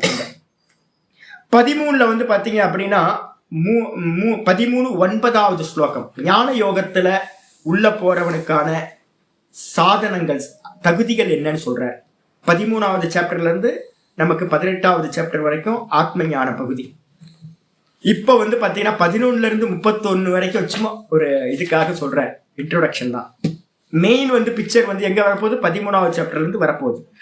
அந்த இடத்துலதான் வந்து பாத்தீங்கன்னா தகுதிகளை பத்தி ஆச்சாரியா சொல்ற. அமானித்துவம் அகம்பித்துவம்னு தகுதிகளை பத்தி பேசுற. அதுல 13:9 ஸ்லோகத்துல ஒரு அருமையான ஸ்லோகம் இருக்கு. நித்யம் ச சமசித்தத்வம் இஷ்டானிஷ்டோபபத்திஷு. ரொம்ப முக்கியமான பகுதி. நித்யம் ச சமசித்தத்வம். இந்த இஷ்ட அனிஷ்ட உபபத்திஷு, நமக்கு இஷ்டமானது பிராப்தியாகும். சில சமயம் வந்து பாத்தீங்கன்னா அனிஷ்டமானதும் பிடிக்காததும் பிராப்தியாகும். நமக்கு பிரியமானதும் பிராப்தியாகும், பிரியமில்லாததும் பிராப்தியாகும். மானமும் வரும், அபமானமும் வரும், குளிர்ச்சியும் வரும், வெப்பமும் வரும், பசியும் வரும், தாகமும் வரும், எல்லாம் சுகமும் வரும், துக்கமும் வரும். இது எல்லாம் பிராப்தியாகின்ற நிலையில் ஒரு சாதகன் என்ன பண்ணணும்? ஞான யோகத்துல இருக்கிறவன் அப்படின்னு கேட்டா இது எல்லாம் பாத்தீங்கன்னா வரும்போதும் எப்பொழுதும் நித்தியம் சமச்சித்தத்துவம், நித்தியம் சமச்சித்தத்துவம், சதா காலமும் சித்தத்தை எப்படி வச்சுக்கணும்? சமமா வச்சு கொள்ள வேண்டும். சமமா வச்சுக்கணும்னு என்ன பண்ணணும்? பொறுத்துக்கணும். பொறுமை இல்லை அப்படின்னா, அக்செப்ட் பண்ணல அப்படின்னா, அகாமடேட் பண்ணல அப்படின்னா நம்ம சித்தம் என்ன ஆகும்? கொந்தளிச்சுக்கிட்டே இருக்கும். சனிய இப்படி ஆயிப்போச்சு, இப்படி ஆயிப்போச்சுன்னு தன்னாலையா அடிச்சுப்போம். நிறைய பேர் நான் கிரிவலம் பிரதீட்சா பண்ணும்போது பார்த்தீங்கன்னா திட்டிட்டு போறவங்கள நிறைய பேரை பார்த்துருக்கேன். நினைச்ச இடத்துல ஃபுட்டு கிடைக்காது, நினைச்ச இடத்துல தண்ணி கிடைக்காது, நினைச்ச இடத்துல நம்ம நினைச்ச மாதிரி எதுவுமே நடக்காது. இந்த உலகத்துல கர்மத்துக்கு ஏற்ற மாதிரி எல்லாமே பிராப்தி ஆகுது. கர்மம் சுகதுக்கம். மனுஷ ஜென்மாவா இருந்துச்சு அப்படின்னா புண்ணிய பாப்பம் பண்ணிட்டு தான் இந்த லோகத்துல எல்லாம் வந்திருக்கோம். அப்ப புண்ணிய பாப்பத்துக்கு ஏற்ற மாதிரி பாத்தீங்கன்னா நமக்கு எல்லாமே சுகமும் துக்கமும் மாத்தி மாத்தி தான் கிடைச்சிக்கிட்டு இருக்கோம். அப்ப அதுக்கேற்ற மாதிரி ரியாக்ட் ஆகிட்டு, அதுக்கேற்ற மாதிரி புலம்பிக்கிட்டு மர்மரிங் பண்ணிட்டு மற்றவங்களை ஹர்ட் பண்ணிக்கிட்டு இருக்கிறோம் அப்படின்னா நம்ம சித்தம் சமநிலையில இருக்கவே இருக்காது. சமநிலையை அடையாத சித்தத்தினால ஆத்ம ஞானத்தை அடைய முடியாது. அப்ப என்ன பண்ணணும்னு கேட்டீங்கன்னா, சமநிலையை அடையறதுக்காக தான் திதிக்ஷா. யாராவது கேட்பாங்க, திதிக்ஷா எதுக்கு? திதிக்ஷையா சுவாமி இப்போ பண்ணணும்? பண்ணாம பாத்தீங்க அப்படின்னா நம்ம அதுக்கேற்ற மாதிரி நம்ம வசதிகள் வாய்ப்புகள் இருக்கு. நீங்க நார்த் இந்தியாவில் போனீங்கன்னா, நான் சொன்னல பிரம்மானந்த ஆசிரமம்னு நான் முதல்ல போய் சேர்ந்த ஆசிரமம், நான் சொல்றது ஒரு 20-25 வருஷத்துக்கு முன்னாடி. அந்த பிரம்மானந்த ஆசிரமத்துல பெரியவங்கள்லாம் நான் பார்த்துருக்கேன். சாதுக்கள் பார்த்தீங்கன்னா 70 வயசு 80 வயசு சாதுக்கள்லாம் பார்த்துருக்கேன். ஆசிரமத்துல பார்த்தீங்கன்னா ஃபேன் போட்டிருப்பாங்க. ஆனால் சாதுக்கள் பெரியவங்க என்ன பண்ணுவாங்கன்னா ஃபேனை யூஸ் பண்ண மாட்டாங்க, ஃபேனை ஆஃப் பண்ணி வச்சிருப்பாங்க. வெயில் காலத்தில் நான் பார்த்துருக்கேன். அதே மாதிரி பார்த்தீங்கன்னா கொசுவை பார்த்தீங்கன்னா என்ன பண்ணுவாங்க, ஒரு துண்டு மட்டும் கையில் வச்சிருப்பாங்க. சும்மா இப்படி பண்ணுவாங்க வேணா, இல்லைன்னா பார்த்தீங்கன்னா அப்படியே உட்காந்துருப்பாங்க. அந்த வெயில பார்த்தீங்கன்னா அப்படியே சகிக்கிறது. என்ன ஆகும் தெரியுங்களா உங்களுக்கு? ஒரு பெரிய ஒரு மேஜிக் நடக்க ஆரம்பிச்சு. அப்ப என்ன பண்ணணும்னு கேட்டீங்கன்னா, திதிக்ஷான்றது ரொம்ப இம்பார்ட்டண்டா எதுக்கு சொல்லப்பட்டிருக்குன்னு கேட்டீங்கன்னா, மனசு பார்த்தீங்கன்னா சமாதானமா இருக்கிறதுக்கு. நீங்க பொறுத்துங்க, அப்படிதான் இருக்கும், அப்படிதான் இருக்கும் எல்லாமே. அப்படின்னா உங்க மனசு பார்த்தீங்கன்னா சாந்தமாகிறது நீங்க பார்க்கலாம். அப்ப உங்களுக்கு மனசு சாந்தி ஆகணும்னு நீங்க எங்கேயாவது நினைச்சீங்க அப்படின்னா ஒரே ஒரு இது சொல்லுங்க, திரும்ப திரும்ப திரும்ப சொல்லிட்டே இருங்க. என்னன்னு கேட்டீங்கன்னா அப்படிதான் இருக்கும், அப்படிதான் இருக்கும் அப்படின்ற விஷயத்த சொல்லிக்கிட்டே இருந்தீங்க அப்படின்னா நமக்கு மனசு பார்த்தீங்கன்னா அக்செப்டன்ஸ் வந்துடும் உங்களுக்கு. இப்படிதான் இருக்கும். புதுசா எனக்கு ஒன்றும் நடக்கல, யாரும் ராமரோ கிருஷ்ணரோ பார்க்காதது நான் பார்க்க போறதில்லை, என்னோட தாத்தனும் அப்பாவும் பார்க்காததை நான் பார்க்க போறதில்லை, என்னோட அம்மாக்கும் சகோதரிக்கும் சகோதரருக்கும் நடக்காதது எனக்கு நடக்க போறதில்லை, என்னோட நண்பர்களுக்கும் சுத்தி இருக்கிற உலகத்துல இருக்கிறவங்களுக்கும் நடக்காதது எனக்கு நடக்க போறதில்லை. இது எல்லாம் காமன், எல்லாத்துக்கும் இப்படிதான் நடக்கும். அக்செப்ட் பண்ணிக்கோங்க. சரி, இந்த அப்போ முக்கியமானது என்ன பண்ணணும்? திதிக்ஷைனால என்ன நடக்குது அப்படின்னு கேட்டீங்கன்னா, ஒருத்தருக்கு திதிக்ஷா அதிகமாக அதிகமாக அதிகமாக மனசுல பாத்தீங்கன்னா சமாதானம் அதிகமாயிட்டே போகும். அதனால்தான் சமாதி ஷட்க சம்பத்தியில திதிக்ஷைக்கு அப்புறம் ஸ்ரத்தா, அதுக்கப்புறம் சமாதானம் வச்சிருக்கு. அடிச்சா இதுக்கப்புறம் பாத்தீங்க அப்படின்னா ஆச்சாரியார் ரொம்ப முக்கியமானதை சொல்ல ஆரம்பிக்கிறார் அடுத்த ஸ்லோகத்துல. இந்த அடுத்த ஸ்லோகத்தை நம்ம நாளைக்கு பார்க்கலாம். அப்போ நமக்கு முக்கியமான ஒரு கமெண்ட் கொடுத்துருக்கார், பொறுத்துக்குங்க, எதுவும் பண்ணாது, பொறுத்து ரியாக்ட் பண்ணாதீங்க. அப்படிதான் இருக்கும். மனசை பாத்தீங்கன்னா சமாதானத்தை பண்ணி மெதுவா மெதுவா மெதுவா சமநிலையில வச்சுக்கிறதுக்கு முயற்சி பண்ணுங்க. வேற எதுவுமே இங்க வாய்ப்பு இல்லை. அப்ப உபதேசத்துல முதல் உபதேசம் பஷ்ய, பாருங்க, சுத்தி பாருங்க. ரெண்டாவது, உணர்வுகளுக்கு அடிமை ஆகாதீங்க, மாக்லைபியம் ஸ்மகம பார்த்த. அதுக்கப்புறம் மூணாவது பாத்தீங்கன்னா இந்த உபதேசம் முக்கியமானது, திதிக்ஷஸ், பொறுத்து கொள்வாயாக. ஏ அர்ஜுனா, பொறுத்து கொள்வாயாக. பொறுத்துக்கிட்டு என்ன பண்ணணும் அப்படின்னு கேட்டீங்கன்னா, பொறுமைக்கு பாத்தீங்கன்னா குந்தியா இருக்கணும், குந்தி புத்திரனா இருக்கணும். நம்ம எல்லாரும் இந்த பூமி மாதாக்கு பிள்ளையா இருக்கணும். அப்ப அதனால பாத்தீங்கன்னா இது என்னன்னு உபதேசம் என்ன அப்படின்னா, பொறுமையா இருங்க. பொறுமையா இருக்கிறது தான் பாத்தீங்கன்னா முக்கியமான சாதனையா சாஸ்திரத்தில் சொல்லப்படுது அப்படின்னு முடிச்சுக்கலாம். மீதியை நம்ம நாளைக்கு பார்க்கலாம். ஓம் பூர்ணமத பூர்ணமிதம் பூர்ணாத் பூர்ணமுதச்யதே பூர்ணஸ்ய பூர்ணமாதாய பூர்ணமேவாவசிஷ்யதே. ஓம் சாந்தி சாந்தி சாந்தி. ஹரி ஓம். ஸ்ரீ குருभ्यो நமः. हरिः ओम्। ॐ गीताशास्त्रमिदं पुण्यं यः पठेत् प्रयतः पुमान् विष्णो पदमवाप्नोति भयशोकादिवर्जितः। गीताध्ययनशीलस्य प्राणायामपरस्य च नैव सन्ति हि पापानि पूर्वजन्मकृतानि च। मलनिर्मोचनं पुंसां जलस्नानं दिने दिने सकृद्गीताम्बसि स्नानं संसारमलनाशनं। गीतासु गीता कर्तव्या किमन्यै शास्त्रविस्तरैः या स्वयं पद्मनाभस्य मुखपद्मात् विनिश्रुता भारतामृतसर्वस्वं विष्णो वक्त्रात् विनिश्रुतं। गीता गङ्गोदकं पीत्वा पुनर्जन्म न विद्यते सर्वोपनिषदो गावः दोग्धा गोपालनन्दनः पार्थो वत्ससुधीर्भोक्ता दुग्धं गीतामृतं महत्। एकं शास्त्रं देवकीपुत्रगीतम् एको देवो देवकीपुत्र एव एको मन्त्रस्तस्य नामानि यानि कर्माप्येकं तस्य नाम देवस्य सेवा। इति श्रीमद्भगवद्गीता माहात्म्यं सम्पूर्णम्। ओम श्रीकृष्णाय परमात्मने नमः। श्रीकृष्ण कृष्ण कृष्ण।